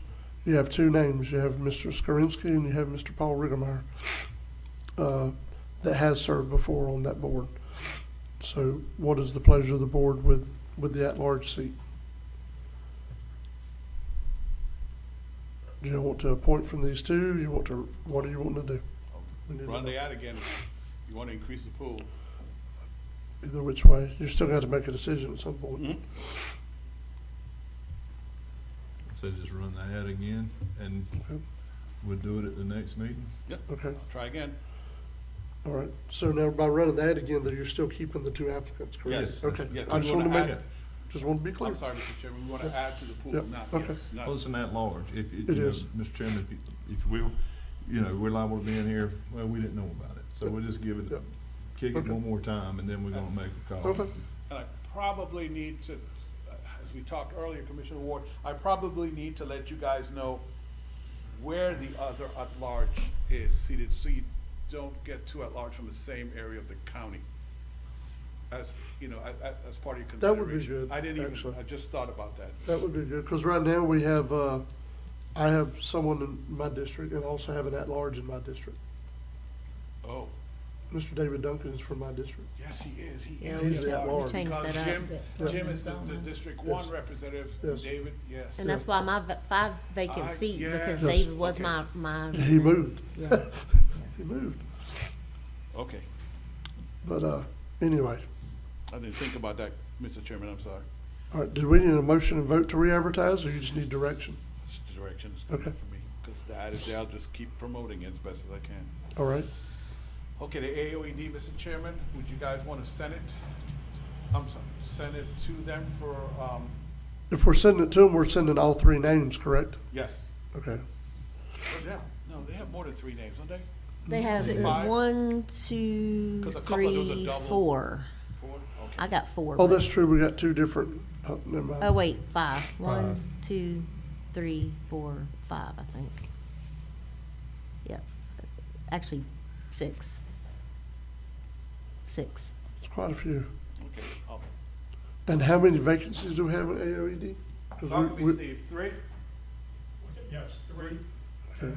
We wanted to have the opportunity possibly to vet them for you. Okay, Yes. that's what we're talking about, yes, so sir. yeah. So I think it's three seats, and we want, What do we get, is it 3 including Mr. Ted? That's what I'm saying, it's only 2, isn't it? Yeah. Because we put Mr. Ted on there. it's a 7-member board. We Yes. have, Steve, BJ, Andy, and George. That's 4. I think there are 3 seats right now. Mr. Ted, got 2. that's 5. Yeah, no, well, I'm saying we're switching Steve out for Ted, so that Okay. still Yeah, keeps okay. three Okay. open seats. And we had got- two resignations with Mark and the other guy. We Yeah. had 2 resignations. Oh, God, I can't remember his name, but yes. Michael So, Moore. and then we moved Tom from the board to the coordinator, and I think, I mean, I'm kind of volunteering if I'm told, is what y'all say. I think Tom does an excellent job as a In coordinator. that capacity. And I'd love him to stay there, and he hasn't asked to get back on the board, so let's pretend like he's gonna stay where he's at. And so we have 3 vacant, seats right now. Do we need a motion for this, or To just, send it to the, I mean, just for the I'll- AOD review? that's how we normally do it, I just wanna Okay. make sure you guys are good with doing that. Well, if it ain't broke, don't fix it. Okay, so we'll discuss the special meeting, Steve, after this. Okay, so that goes, AOD goes to them and it comes back at the next Yes. meeting for your. So I have a question, Mr. Chairman. If we're doing Yes. that for AOED, why aren't we doing it for the PZA and BOA We've members? just never done it that way. Yeah, we never done, well, let me tell you the difference, Commissioner. The difference is AOED is not district, it's not by More at district large. seats. Yeah, Okay. it's more of your background, you know, how much you know about airport, in this case, economic development, blah, blah, blah, different Okay. things. The PZA is district seats, just like the hospital is, they're district seats, and then you have a couple at large. So the district seats, you guys appoint straight. AOED is the only one, I think, that's not district seats. Not, That's right, it is, yeah, yeah. it is. Well, how's TDC seats? TDC has nothing to do with the county commission. Okay. We don't appoint any seats there. I mean, as far as us, like, my district's got one and her district's, Yeah, no, it's okay. not like Because that. it's Florida There's a statute whole driven. different makeup by Florida Cadaver, statute, Yeah. yes. Okay. Let's not go through that again. I heard that, Commissioner. It's a whole different makeup. It is. Yeah, because you have, I think, 3 no more than 4 collectors of the tax, you have Yeah. a couple of at large, you know. Okay. City commission seats. All right, I'm straight. All right. Municipal code. Commissioner Ward? All right. So I had a discussion with one of the representatives from municipal code, and I have some phone calls from a couple others I have to call back about, of course, they want to sell you other things to get other things done. So I'm not even gonna read what I wrote. So basically, you know, when we went through the whole PUD situation, the St. George overview, I've heard the criticism that the county did not send, I've seen it in emails also, the county did not send these ordinances to Municode for addition to a code. They call it codifying, I think is what the term that they use. Well, that's wrong. In talking to the representatives, as you see I have up on the screen, they sent, let me go down to 2018, because I think that's where the fight was, correct? Yep. 2018. Where were we? There we go, 2018. So apparently, Municode, when Mrs. Gay sends them the ordinance, they determine which ordinances that they will codify and which ones they don't. So if you see omit, that means they decided, nah, we're not gonna codify this, and if you see include, that means they did. That's a Now- lot of omissions. Yeah, and Yeah. who are they to decide that? I'm sorry, Mr. Chairman, but they should not decide what ordinance get omitted and which don't. Whether they're codified or not, it doesn't matter. You sound like a conversation I had with the chairman for over an hour that same day. So, and there is a process that if, and Attorney Schuler, here's the term that they use, because I'm going to say this, it's right to the top. They state ordinances that are of general and permanent nature are codified in the code book and are considered includes. Ordinances that are not of general and permanent nature are not codified in the code book and are considered omits. How in the world, and this isn't directed at you, how in the world could the St. George Island overlay, the 2018, the one that restricted PUDs, how are those not general and permanent nature? It's a Ask very for good help. question. Anybody? Furthermore, when it's. Very good it question. was- We went through public hearings and it received the board voted for it to be done. So how can they determine that that's not permanent? Yes. It was a vote of the county commission after public hearings. I'd like to know what all the other ones they've omitted too. That might be why I can't find an ordinance when I go online to try to find it. It's because they've omitted them. Yes. And it is, again, apparently they make that determination, we don't. We can send them all the ordinances we want. Now, there is a review process, kind of an appeal process. I can send them and say, hey, I don't agree with you guys, I want this one included. They still have that final say as to what's included or not. We need to come up with an alternative. Yeah. Say Yeah. again? We need an alternative. Yeah. So that's why I am still riding that train with the alternative that I brought up to you guys a while back, where I will have the ordinances on a separate website, a separate link in raw format, basically the format that Attorney Schuler draws it up and the chairman signs. People will be able to find those and do a text search and find that actual ordinance, not the codified version as you see that Municode does. Don't get me wrong, commissioners, I will continue working with Municode to get where we want to be with them, but there will be an option or an alternate, whatever term you want to use. I just pulled this up, Mr. Chairman, on my iPad, and there are, I would say, just breezing through, 90% of these ordinances that have been omitted. That's pathetic. What is it you told the guy when you walk past his booth? They suck. I meant it, and it's true. Well, it'd have been different, Commissioner, it'd have been different if I was expecting Mr. Morone to come back to me and say, okay, here's the deal. I thought it was our fault. Yeah, so we're paying for this level of service and we're asking for this level. Or it's a capacity issue, or they'll codify for what we're paying, they'll codify 5 things a year and we submitted 12. You know what I mean? But it was nothing like that. It's just like we can choose to either include it or not. That's. Anyway. That's wrong. That's not right. I don't know how much we're paying them, but we need to get our money back. I'm serious. This is not good. I thought we were the Board of County Commissioners. Tell them. It's true. Yeah, it's true. not going It's too very well. true. I'll keep working with them, commissioners. You're about right, Bill. You're to communicate. I will, but know that that I'm working also on that alternate website to be able to view your ordinances and what determines the raw version of the ordinance. And also, just to add to this conversation, when Mr. Morone first told me this, I in my time that I could at work, I pulled up other cities, other counties. Everybody's got the same thing. Things are omitted, things are included. And I'm like, you gotta be kidding me. So it's not just us.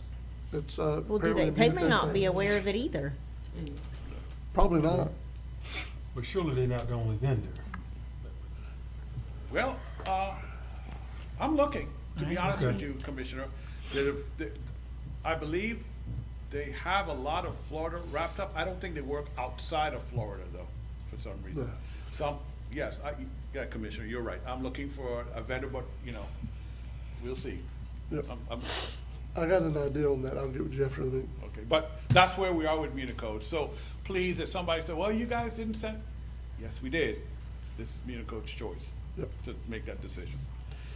Okay, let's stop sharing so you guys won't get angry anymore. Too late. Too late? It just doesn't make any sense, Michael Monroe. It doesn't. It makes You can't no make it sense. make sense.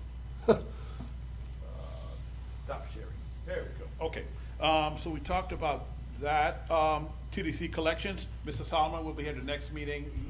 He said the collections were really good. He wanted you guys to see it ahead of time, but he'll be here the next meetings to discuss some of the awards they got, the collections, and some other items. Streetlights, just to let you all know that, we're sending streetlights, Chairman Jones and Commissioner Emerson are requesting quotes for streetlights from Duke Energy. I should have them at the next meeting. If there's anybody else, now is a good time, let's get them all approved at the same time. Employee title change, so when you see an email coming from either Courtney or Angela, they're gonna both have new titles. It matches their new job descriptions, basically. All right? Upcoming conferences, Commissioner Ward and the chairman told me yesterday that he's also attending the Innovative and Policy Conference. That's September 18 and 19 in Escambia County. And Courtney is going to the Florida Broadband Summit from September 11 to 12. I believe that's the one where ARPC pays for her room and board. And we don't have to pay for the travel. And I'm sending her with sandwiches. No, I'm kidding, Commissioner, I'm kidding. Let me ask you something, Michael. Yes, ma'am. The other day when you brought up the legislative things and the meetings for FACT and all, we definitely want to be at the FACT meeting in December that's going to be down in Tampa. So has that come up yet? I don't think they open registration, but Okay. I'll have Courtney check. We want to make sure we That's- get registration. that's a and- winner. What And do the they call it? same hotel we stay Yes. at. Commissioner Krug, that's the one I thought you were talking about originally, not the small county day up in Tallahassee. There's a December conference, they call a winter conference, down in Tampa. Legislative. Yeah, and Yeah. that's gonna be very important Yeah, because because- as you all know, John Meeks is not gonna be there as vice president because he would be in the election on August 20th. So they're gonna be putting somebody else in his place and we wanna be there to make sure that we extend the votes out like it need to be extended. When's that gonna be? Tampa. In Tampa? It's gonna be in Tampa in I December, think it's 4th and 5th, the 4th and 5th. Yeah, beginning of December. yeah, they call it one of the legislative Yes. conference. Yes. Innovation. Yeah, something like that, which is different from, This one's the. small county day where John goes up When with you the. want to do innovation, we gotta do this again. This is so the that'd court. just be the winter conference. I'll get Courtney to We check got on to that go one. to Tampa. I know for sure I forgot to put the flyer on. The sheriff is inviting everyone to the 911 event at the sheriff's office. That's on Wednesday, September 11th at 8:15. If you're attending, he wants to get some refreshments to make sure he has enough for everyone. Let me know ahead of time. Leslie Street update, Attorney Schuler. Guess what I found out, sir?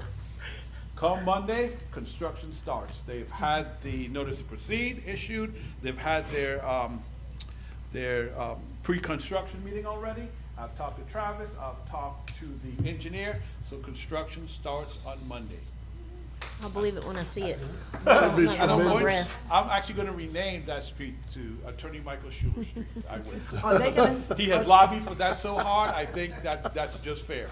are they gonna fix that up underneath the street so it won't collapse no more? That's what they said. That's, yep. Yes, so construction won't start next Monday, demolition will, but. Well, anyway. demolition probably. And, you know, and I believe that there's, talking to the city, there is, a fair amount of funds available if they need additional work done, so I determine, but I won't say extra funds, that's not what it is, but yes. You got, the county staff received some notices for 2 other City of Apalachicola projects. Both are CDBG DR funded based on destruction from Hurricane Michael again. Any questions you have, you give Ms. Angela Lawler a call, because we got notices because they are floodplain wetlands related, so give her a call about that. FDOT multi-use, we got the notice of upcoming field activities that include surveying, environmental assessments, soil investigations. So basically, you're gonna see contractors on the side of the road, you know, where they're gonna put the multi-use path. Let me turn this over to Royce. Royce and Panhandle Players want to invite you to a ribbon cutting on Friday, September 13th. Friday the 13th, Royce. Really? Of course. I'm gonna bring this mic a little bit closer to you. I knew you have a voice up your We know how Mike feels about Friday meetings. Yeah, for real. Tell me again. Yeah, we have received our new curtain, stage curtain, which you guys in the TDC have graciously provided the funding for. It is installed, and we want to have a ribbon cutting and unveiling of the new curtain, and we would like to invite all of you there. If anyone wants to speak, Mr. Chairman, if you or any other commissioners, we'd, love to have you. We're going to have snacks and beverages and everything, but, we wanted to extend the invitation to you guys as, county funds and TDC funds were used to purchase the new curtain. What time will it take place, sir? 6 p.m. Okay. Try to make it after hours so people could Okay. finish with work and come. I don't know about the curtain, but those seats, woo, son. Oh, yeah, and Those I don't know how seats. many of you have been in the theater in recent time, but also, with the new seats for you guys to see everything, that we've done from the new Yeah. seats to the painting and all of that stuff as Yeah. well, so. Yeah. Good. You know how you go to the ABC school functions and you sit in those chairs like, "Arr," but those seats are Yeah, so you love comfortable. the new seats, if you Yeah. haven't seen them, they're quite Good. comfortable. Yes. Good. Thank you for the invitation. Yes, sir, thank you. And finally, Commissioners, next meeting date of 2 weeks from today, and your final budget hearing will be on that same day at 5:15 p.m. And as they say, that's all, folks, from my end. All right. Anyone else have anything for Mr. Morone? Pass it on to the smarter Michael. I'm just kidding. Are you trying to get us in trouble or get us out of trouble? Not me. You gotta watch when people take the wheel. Yeah, yeah. Unless it's Jesus, of course. Yes. Gotta watch that. All right, Mr. Schuler, we're up to you. I'm not sure I would be able to follow that. Oh, goodness. Okay, action item number 1. At your last meeting, the board had approved the submittal, the estimate from Laura Gutcher Mills, Gutcher, from the Planning Collective. She has followed that up with a contract. Since now that you've accepted the proposal, she wants to enter into a contract that's based on that proposal, and that's what I have attached to the report as my first action item. And then just as for your information, the first workshop on the planned urban development authorization and evaluation ordinance will take place at your PCBOA meeting on September 10th, 2024 at 5:30 p.m. And that will, of course, as I said, take place before your Planning and Zoning Board of Adjustment. So my board action is requesting board approval of the contract from the Planning Collaborative. Mr. Chairman, I got a couple questions, All right, if go you ahead. don't mind. So I've got a little bit of a beef with this contract, and the reason why it is, and speaking of PUDs, I know she's looking at PUDs broadly, right? Okay. But on here, task number 7 and task number, What page number are you on? I'm Commissioner? sorry, 5. So task number 7 and task number 9. We're paying almost $5,000 for that particular PUD. For that particular PUD. Me personally, I don't think it's right for the county to have to pay for something that the people are requesting. In this particular situation, the landings are requesting a PUD. Why do we have to foot that cost when they're the ones asking for this? I mean, that's a pretty steep price. I understand that this is a general overlay of PUDs in general, but why are we taking and separating this particular PUD to have to pay for that? Well, I think to try to help answer, I remember our discussion was when we were talking about, because with Mr. Currington resigning. So we were talking about hiring Mr. Justin Steele or somebody at that time from the Regional Planning Council for our day-to-day planning. And the attorney had brought to us about Miss Laura, but she was going to be tasked with specific things. Okay. So I think it's included not to try to just be an absorbent cost on top of it. But if she's the one that's gonna guide us through, because we do need to have a PUD, something on the books for it that allows for it, because right now we don't. So that, and what Attorney Schuler presented to us was, if they're still at that time wanting to present a PUD, then we would task her with walking through that process as well, since she's the one that's gonna help us make the PUD ordinance, instead of handing it off to someone else.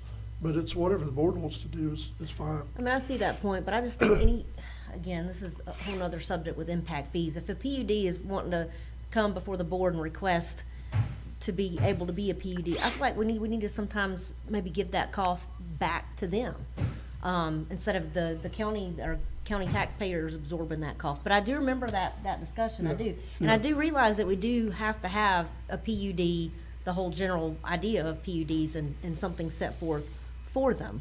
And I guess this is just left, because I guess it would be the continuity, I guess is what this is for. Again, that's just a little steep, but anyway, I digress. The other thing too, Commissioner, if you, and I get what you're saying, but it doesn't matter if it was this or some other entity wanting a PUD. If we put them having to pay all the cost of having a PUD, and this board finds that it doesn't want to give one, then I can guarantee you can get sued for it, because you made them pay all the cost to even have it come to you. So there's always a shared cost with us. Yeah. What we haven't seen in the past is a breakdown of that because we had a county planner that we were paying every year. You know what I mean? So we were always assuming cost for anything that's done. It just wasn't, you know what I mean? Something we were having to approve ahead of time. Okay. If that makes sense. It does. Anything else? Sorry, I wasn't trying to cut you off. Oh, no, that's fine. So- That's all I needed to say. Okay. Mr. Chairman, can I Thanks ask? for the Yes. clarification. Yes, you can. Michael, are you satisfied with this contract? I am, yes, ma'am, and As the Laura attorney? is very competent and capable, and I mean, typically I don't get into issues regarding fees because that's just purely a policy matter for the board to decide, but given the nature of what she's doing in reviewing the landings, I would find that to be a reasonable fee as well, Commissioner. I know it's something we're not used to, as the chairman said, because all of those planning costs were sort of hidden within Mark's salary. I mean, we just never saw it. Yeah, that makes sense. So yes, I recommend that the board accept the contract as submitted. And to show it's a small world, we had a discussion with Justin. He also recommends her for this particular project. Oh, yeah? Yeah. Oh, you could hear the glow in his voice. Yeah, When he really. well, for two reasons. One, he respects Laura, and secondly, he doesn't have to deal with it. Will this come, Mr. Chair? Will this come out? I of said professional it's the services? glow of his voice. He did not say that. Attorney Schuler, so will this come out of professional services? Is that what we're talking about? I would defer to Aaron, but that would be where I believe it would come out. Okay. Yes, I Yes. think the answer is yes. Yes, sir. Because I don't think Miss Erin, I think she's left the building. Yeah. No, she's there. She just, her Okay. video is off, but she's there, yeah. Oh, trust me, if we cross the red line, she'll let us know. She will. She's got ESP in it. Yeah, the ESPN, yes, ma'am. Go ahead and move this forward. I'm gonna go ahead and make a motion to approve Okay, so we have a motion based on the to, attorney's recommendation.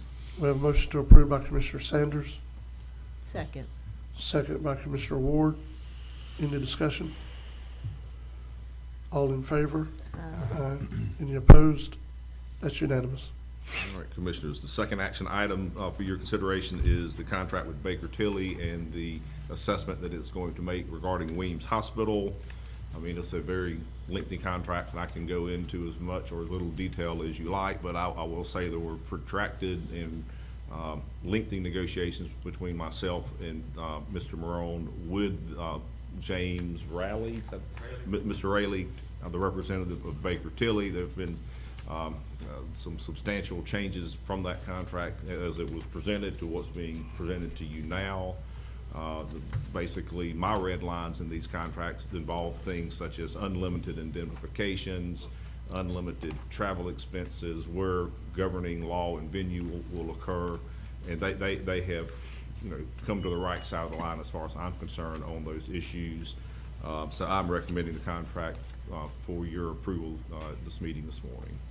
Mr. Chairman? Yes. The only thing that I would like for you to do as the attorney is I would like so the public will know what's in the bulk of the agreement, is I would like for you to read out what the scope of services is that you listed with Mr. Baker Tilly. Y'all agree with me on that? Because I think the public needs to know what we're trying to get, what kind of services are we trying to get down to. Certainly. So if you'll read that, that'll satisfy me. This is from page 12 of my report. It consists of the cover letter with Baker Tilly and the scope of the services.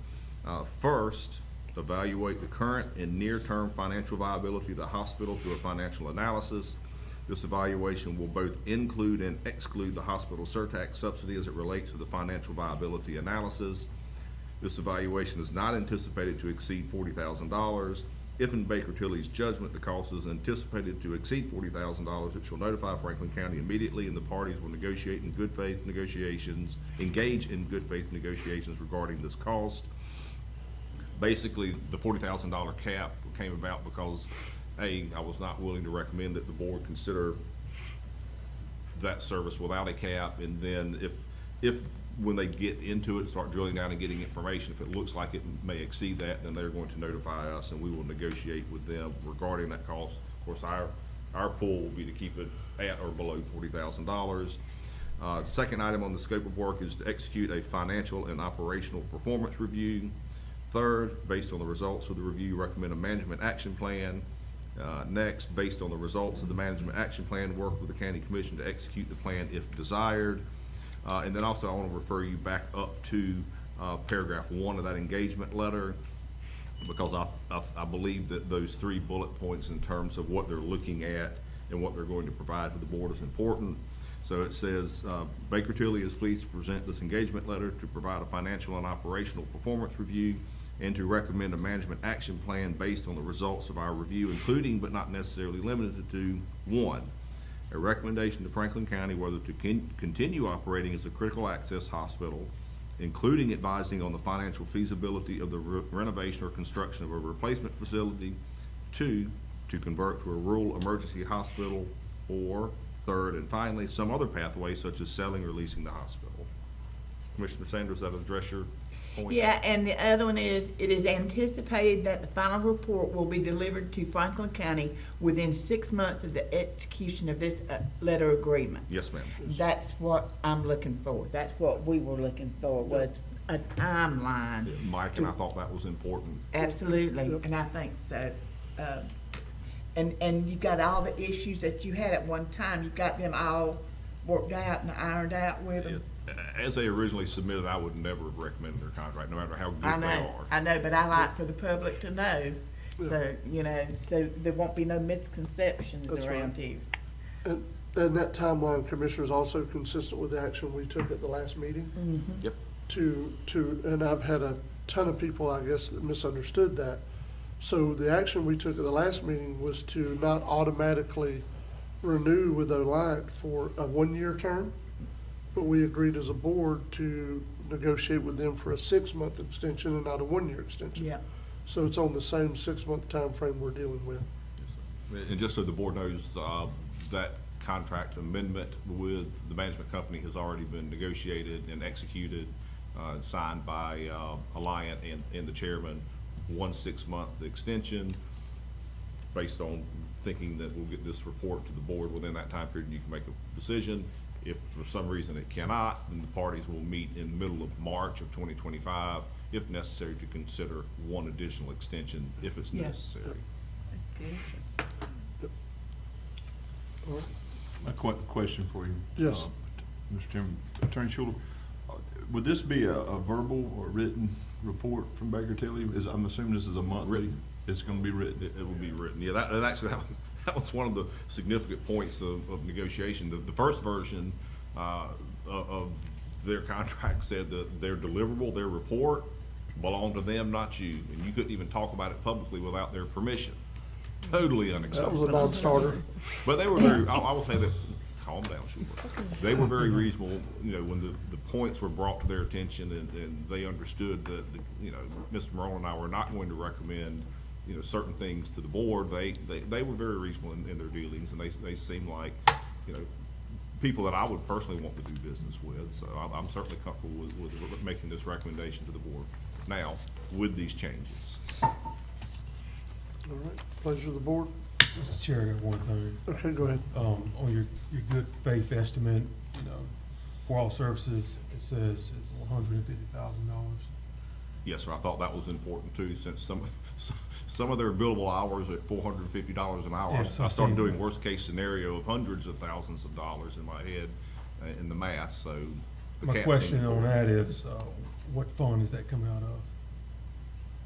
That's an Aaron question. I'm going Yeah, to. Professional- you know, professional I'm sure it's gonna come out of our capital outlay side. Yes, that's what I was planning, capital Capital? outlet, yes, capital outlet side. Not the, Hospital not the fund, operations side that we send to Weems, You said not the operations side? not the operations Okay. side, yes, sir. That was my question. Yes, sir. Back to my question though, is I don't really see where that's clarified in this contract, whether it's verbal or written, as it's here. I mean, and it may just be that I'm not catching it. As far as their report to us, I see their deliverables. Where does it state Yeah. that their report is gonna be a written report?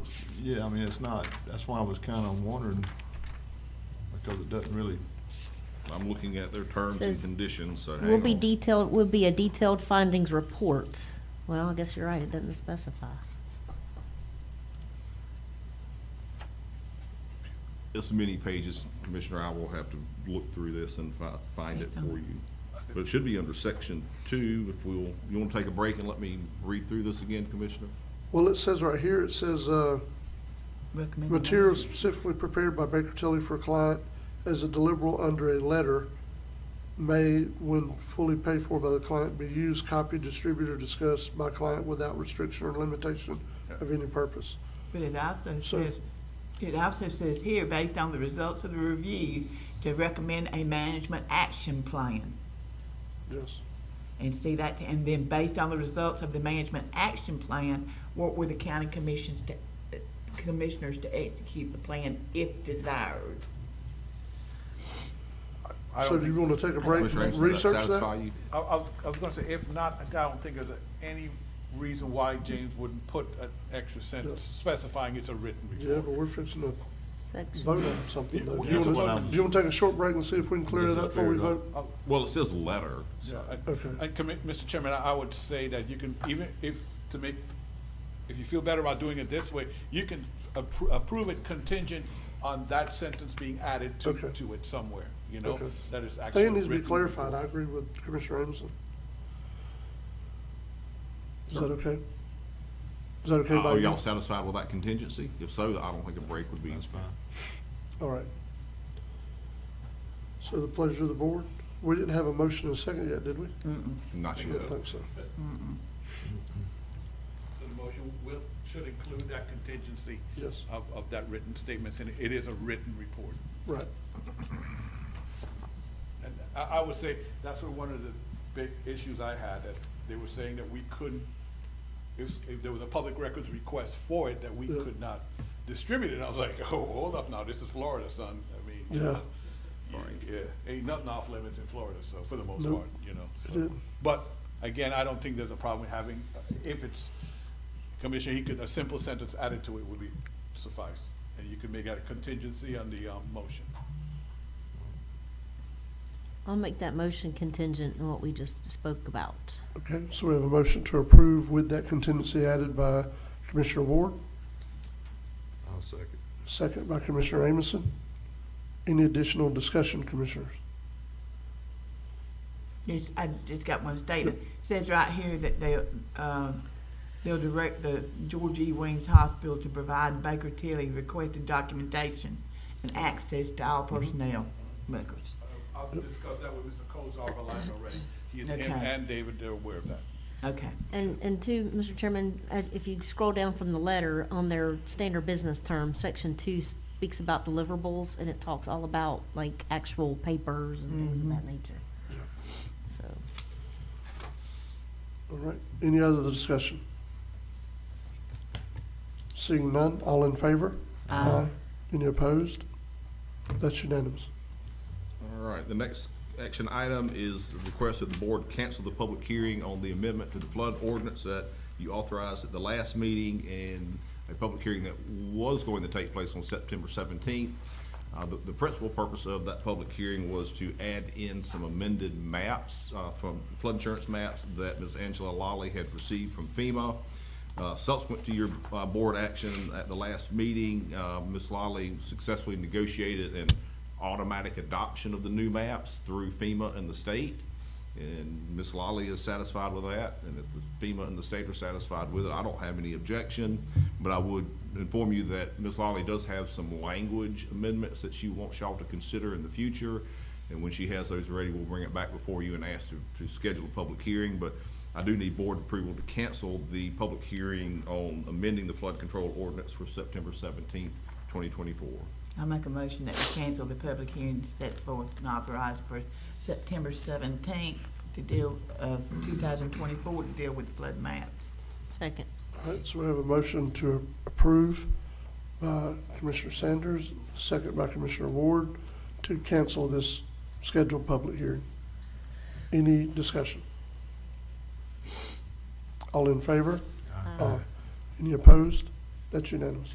Okay, Commissioners, a discussion item was previously discussed earlier when Mr. Fonda Davis was here regarding the proposed draft ordinance amending the litter control ordinance 2016-6. Does the board want to continue that discussion, or are you satisfied with the discussion that we had previously? I'm satisfied with the discussion we had previously. That's why I brought it up, so we can Okay. hash it out, not have to delay it anyway. I do need guidance from the board regarding the penalties. It sounded like at least 2 of the 5 were not satisfied with the proposed penalty. First violation, $100 a day for 5 days, $250 a day thereafter.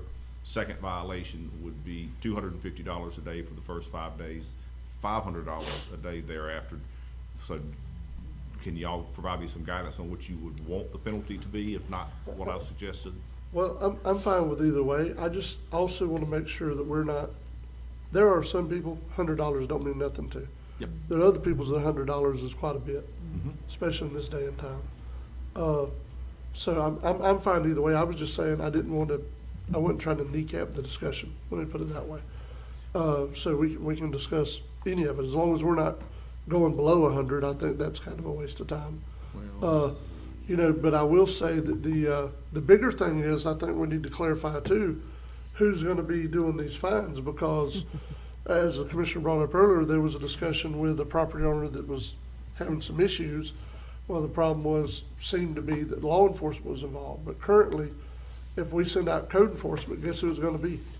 Law enforcement. It's law enforcement. So, you know what I mean? We need to make sure we're clarifying that, and that the public knows and understands that's who they'll be talking to. Because that's who we've already partnered with to kind of get this thing off the ground, till we can actually stand it up and make it its own department. We're not trying to do it all at one time. That would require going up in the millage, and we've been steadily trying to roll it back some. So, Well, for example, I did a quick calculation. If it's a first-time offender, based on the $100 a day for the first 5 days, $250 a day thereafter. So if you assume it's a 30-day violation, that's $6,750 fine. I mean, unless you're Jeff Bezos, that's probably gonna get your attention. Yes. And as I believe we had one prior instance where someone cleared their land and dumped all of their yard clearing debris on the right of way. We just sent the road department over there and pushed it back on their property. Yep. So, Yep. you know, that also can be a self-help option if we're not particularly ready to have code enforcement and the citations and the daily fines. yes. I mean, Well, I do agree that it needs to be something that people take seriously. But again, any discussion about fines is not so the county can try to make more money. Sure. The whole idea behind the fine is to get people to comply. Well, I and to will do what they're I mean, supposed post to the do. ordinance to you with the penalty as provided, and the board wants to do something Yes. different at the public hearing, then y'all can give me further instructions. That's fine. Okay.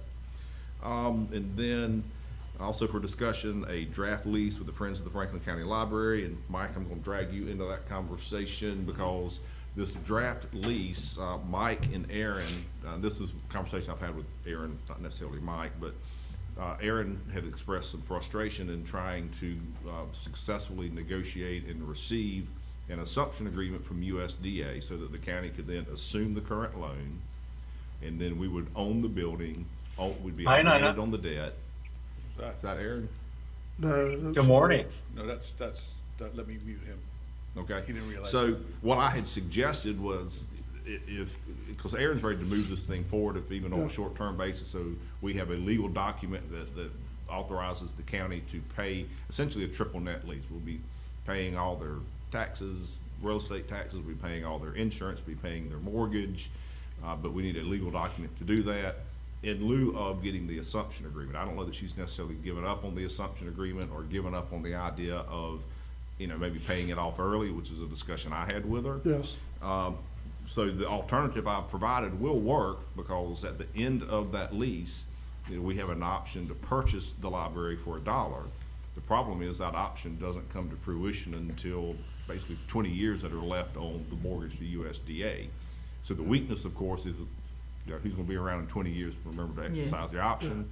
So I've built in some language that says that our option to purchase at the end of the lease agreement, basically 2044, our option won't expire until the Friends send us a written notification about the termination of the lease, and do we want to exercise the option. So there's some protection built in there. And so I don't necessarily have any issue with making this recommendation to the board, even subject to that weakness, because we can still continue to pursue the assumption. Erin's going to pursue maybe paying this thing off early. I think she said she doesn't see it going beyond maybe 3 to 5 years, but this gets her in the position that she needs to be, so, and to help the Friends of the Library so that we can pay this triple net lease. Again, their mortgage, their insurance, wind, flood, et cetera, hazard, and then pay the property taxes. So this is more of a stopgap, but the only way to really write up the stopgap measure is for the entire length of the mortgage. This doesn't have to be done today, which is why it's being brought up as a discussion item, but I will be asking the board to take final action on this at your next meeting on September the 17th. So I just wanted to present it, so if the board had questions, concerns, things that you needed for me to consider and add into the lease, this would be an opportunity to do so, because this is my only chance to get the 5 of you together in one room at the same time. Is USD our only option for that? Or is it just because the interest is so low? Yeah, I mean, Commissioner, the rates are high right now, so if you go outside of USDA, you're gonna pay a lot more than what you're paying with them. Yeah, Aaron does not want to lose the financing rate that's available. So in addition to this, maybe when we address this at the September 17th meeting, maybe authorize a letter from the chairman directly to whoever the USDA bosses are that say, move this thing along. Why is this a problem? But Aaron tells me y'all worked this problem. That's what I was going to say. I mean, why is it 2 years, taking 2 years to do this? So usually it wasn't. That's why we were glad it was USDA in the beginning. Apparently some rules have changed at the USDA level. Now everything, instead of going down to Gainesville, goes up to Atlanta they're legal in Atlanta for and it just gets bottlenecked up there, and I mean, the ones over Mariana, they are as frustrated as we are about it, but they're dealing with Atlanta now. But they used to not be like that. No, it was really good. Pretty quick. Yes. Well, we'll send in a letter, move it along any faster?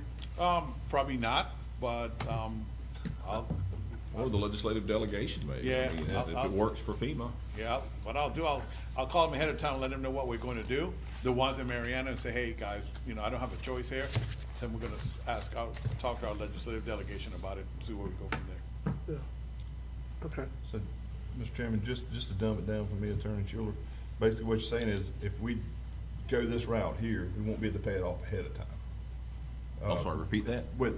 I just need to wrap my simpler mind around this.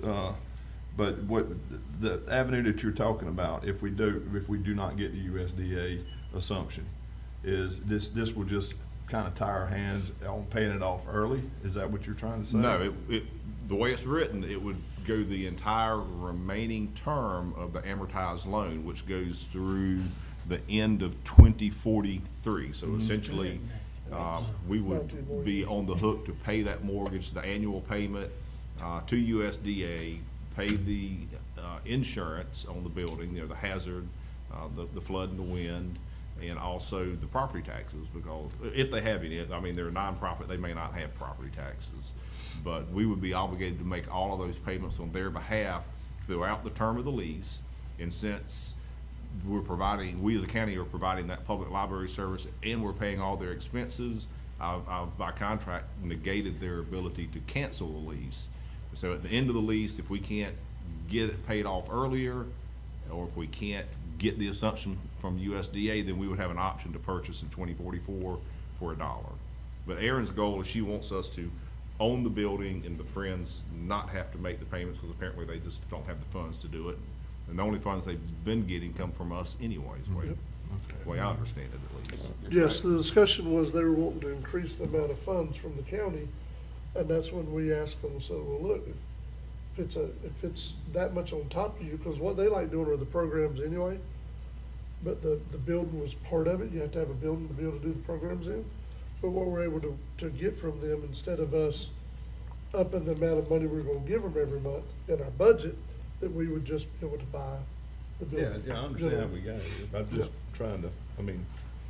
trying to get my mind. Sure. Well, my recommendation on the early payoff is if we can't get the USDA assumption, which would be ideal, because if we assume the loan, we can go ahead and take title now, because we own the debt. We're responsible for the debt. We can just take ownership of the building by deed. Right now, the fee simple interest in the property is owned by the Friends. So the goal is to get that fee simple interest in the building and property transferred from them to us. The easiest way to do that is the USDA assumption. That hasn't seemed to have gone anywhere. So this lease is a fallback option, so that it gives Erin an opportunity over the course, because she tells me there's some other priorities that she has for some of the money and the capital outlay fund. But hopefully within the next 3 to 5 years, that'll be freed up, and that money can then be used to pay off the USDA loan early, in which case we don't have to worry about an option in 20 years from now, which would be the work. I mean, I would not like the county to have to wait 20 years to get title to the building. So it either needs to be USDA assumption or pay it off early. I got you. And you're gonna bring that But back this to is our a next meeting? stopgap. I mean, this is the only real stopgap that's available for right now. Right, and this is gonna be on the agenda for the next meeting For action, yeah, this approval? is just discussion. It's kind of a lot of moving parts, and I wanted to have a public discussion now, so, you know, it'll just be in the back of your mind, thinking about it between now and then. All right, sounds good. And then the last, just the information item was an update on the Barnacle parking enforcement contract. We've got them almost where we want them to be. The one thing that's remaining, they have a paragraph 9.4, which has an unlimited potential financial obligation for the county. If Franklin County gets sued for fraud, misconduct, gross negligence, and Barnacle gets brought into that, there's no cap on that potential liability. Frankly, I told them I was offended by the use of that language, the idea that we would act fraudulently or grossly negligently or willful misconduct. That just didn't sit well with me. So we're still working on that part. I did get an email from their attorney that I just haven't had a chance to respond to, but one way or the other, it'll be brought to a head on September 17th. All right. And that's good. it for me, Commissioners. Oh, wait, one more. My supplemental item. That's right. You had some. This is an update on the governance issue at the St. James Landmark Village Fire Department. Mike and I met with the two representatives of that particular volunteer fire department, Mr. Joe Ross and Mr. Harry Larson, on Friday of last week in this room at 10 o'clock. Mike and I sat on this side of the table. They were on that side. Everybody looked each other in the eye, and we understand, and I am comfortable that they are in agreement that the fire chief is Harry Larson and that Mr. Joe Ross is the treasurer and secretary for the organization. So I'm comfortable that that issue has been resolved with finality as of Friday at 10 o'clock. So hopefully it will not be anything that recurs.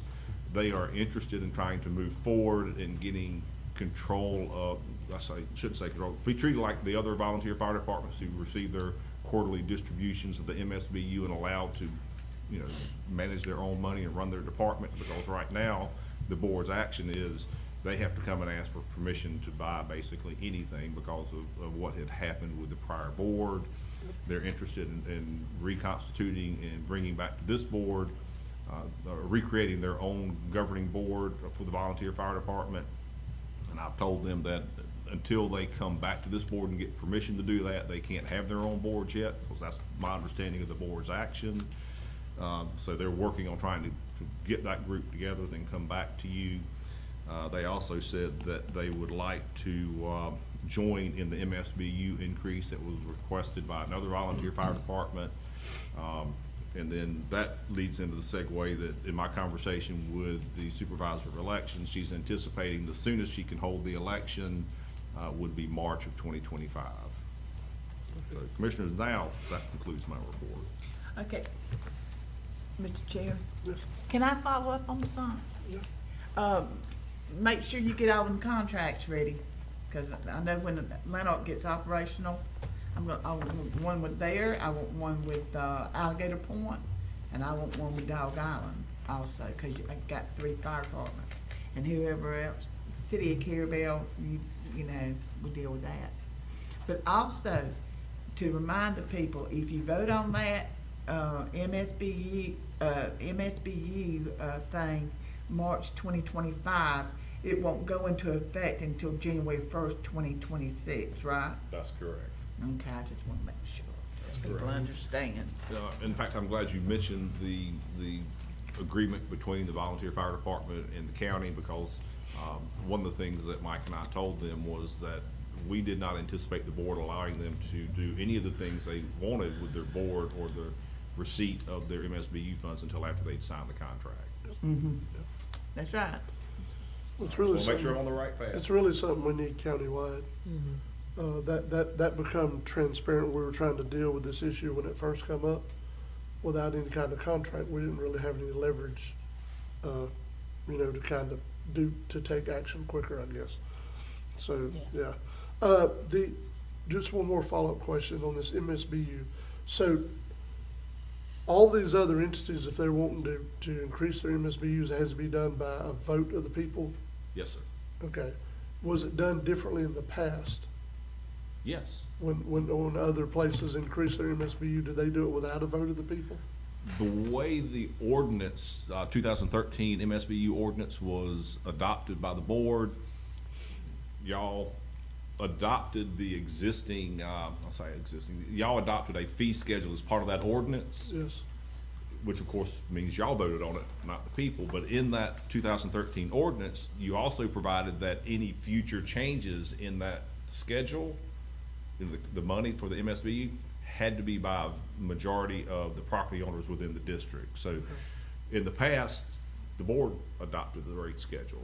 With 2013, the board adopted a schedule and said any future changes require a vote. So that's why I'm saying you have to have a vote. So that changed in okay, that's cool. I just didn't. I agree with you. That's something I meant to call you about, but I just, No, that's okay. one of those deals. We all have more than we Couple can of say things grace before over. we get to, commissioner comments. So, I don't know, I know Mark did this on our behalf, Michael Merle, but I know we'll have coming up again, here should be sometime soon, about stuff to do with, roadways, roadway grants, and our sidewalks and such. We really need to make sure that we try to include, North Bay Shore Drive in East Point. It's got a sidewalk about halfway up it, needs to be finished. The other thing is, in talking with, and we need to make sure to get Ms. Aaron engaged with Billy Fuentes from East Point Water and Sewer.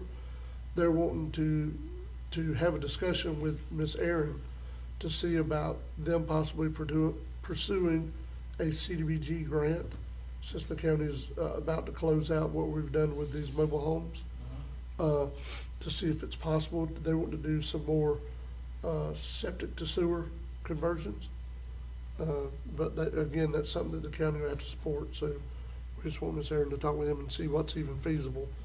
The other thing is I talked to the incoming tax collector, and there's an issue that we need to have somebody look at in the map room. You can see where paint is peeling off the wall. I don't know if it's condensation. I'm sorry, the tax collector or I'm sorry, I Property wrote appraiser. tax collector, property appraiser, my bad. We don't know who that's gonna be for tax collector yet, but the incoming property appraiser in the map room. I went and looked at it, I don't know what it is underneath it, but something's making that paint peel. We need to have it looked at. Let me find out exactly what the construction crew that you see across the street that's working on the Yes. courthouse.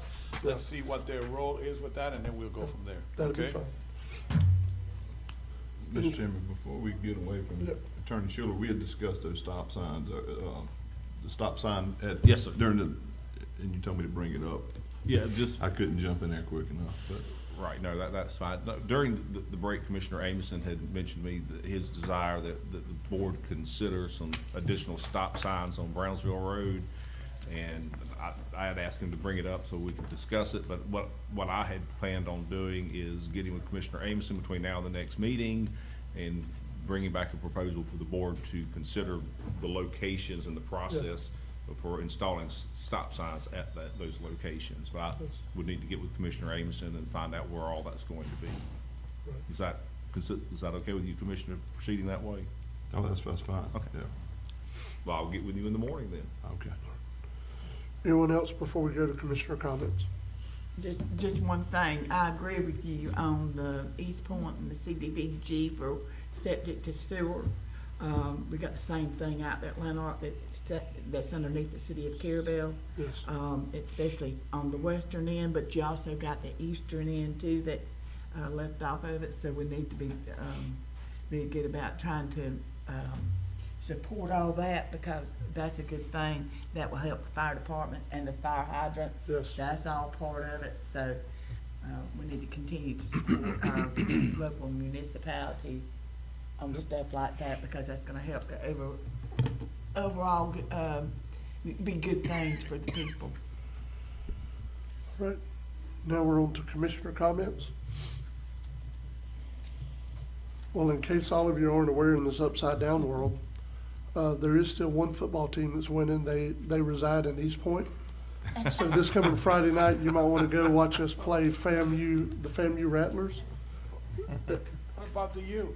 I said there's at least one team locally that's Oh, winning. locally. I did use the word locally. Okay, I missed locally, I'm sorry. I did use locally, but no, they're buying in, and the kids are seeing some well-deserved success. Yep, They are. Liberty County, that was a Yeah. big win. Yeah, Blackboard, yeah. yeah. Yeah, so they got a chance to be 3-0 for the first time in school history. There we go. This coming Friday night. They played Liberty? No, they haven't played Liberty yet. They played No, that was a they played different, that was a Bronson. different They played bulldog. Bronson away, Levy County, beat them Oh, 56-8. that was I Liberty know. County? And then they played they played Bell, Bell. a team from close to Gainesville. The second game? Yes. Oh, I'm sorry. Yeah. Oh, I got Bell's all- a long I got all drive, excited it about is. putting this on Bulldog, I'm sorry, my bad. No, it's all good. Yeah. But anyway, any other commissioner comments? 5:15, y'all, 5:15. Actually, Mr. Chairman, I do, it goes back to a line,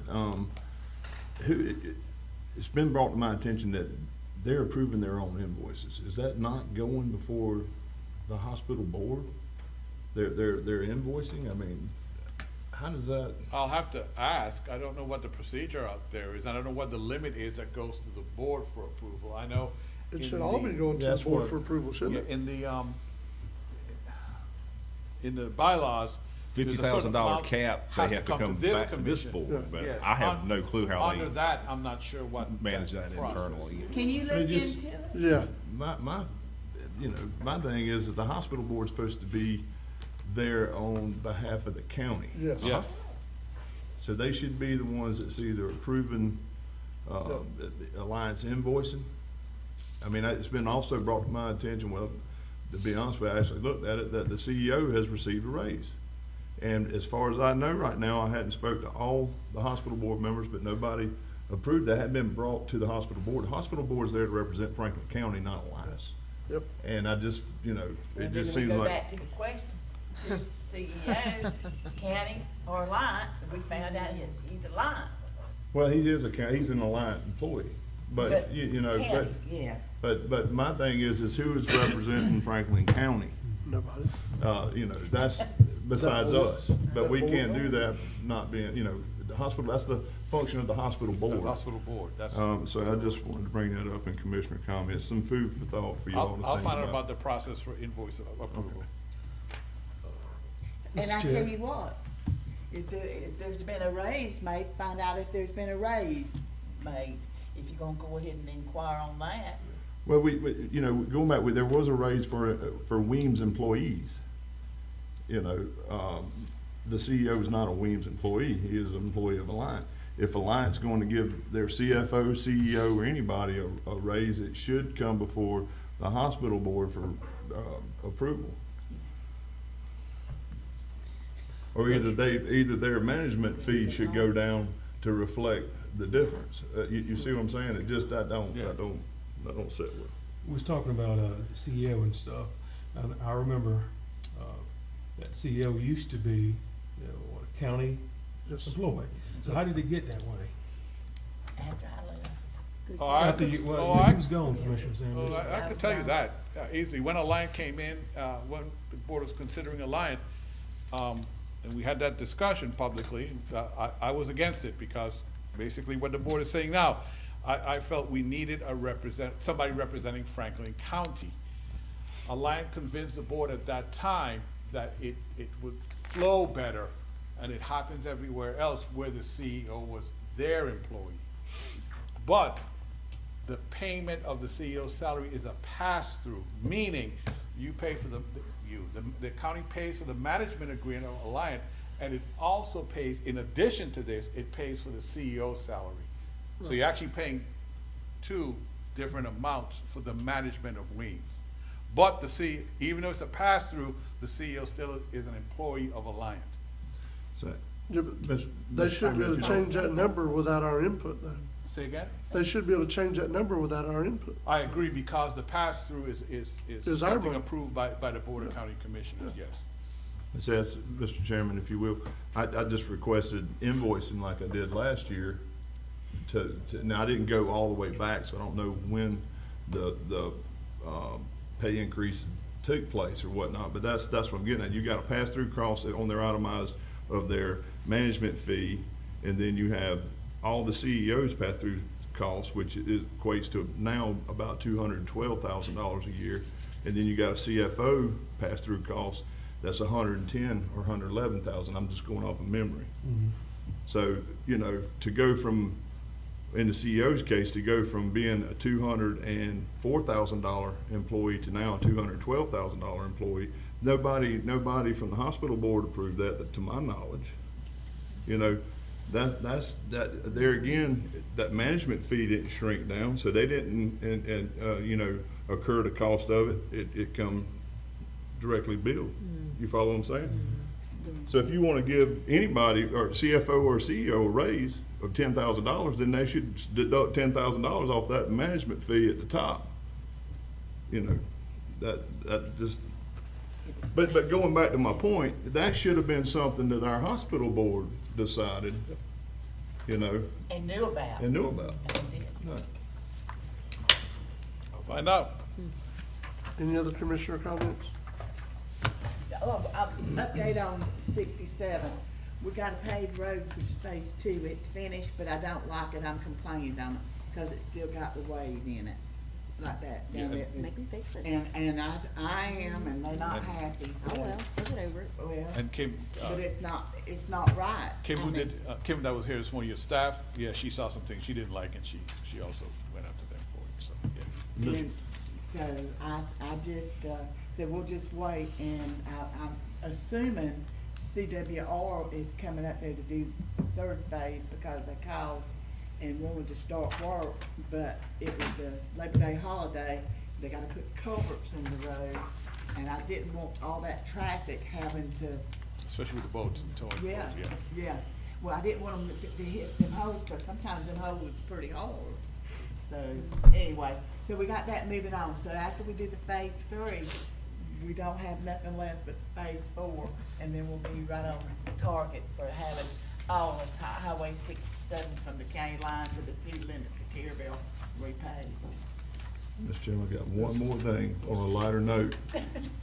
People don't realize this, but yesterday, Joey Chestnut, who is an American treasure, beat Kobayashi in the hot dog eating contest and brought that trophy back to the state. That's So, right, that's right. just wanted to throw that out. It was a What blowout. was it, 85? Was it 85? It was much. That's a 83 lot or of hot 85? dogs. That's a lot of hot dogs. The man is a national treasure. That's all I'm gonna say. I bet he's feeling bad today, though. I bet he is. All right, any other comments? That's it. All right, meeting adjourned.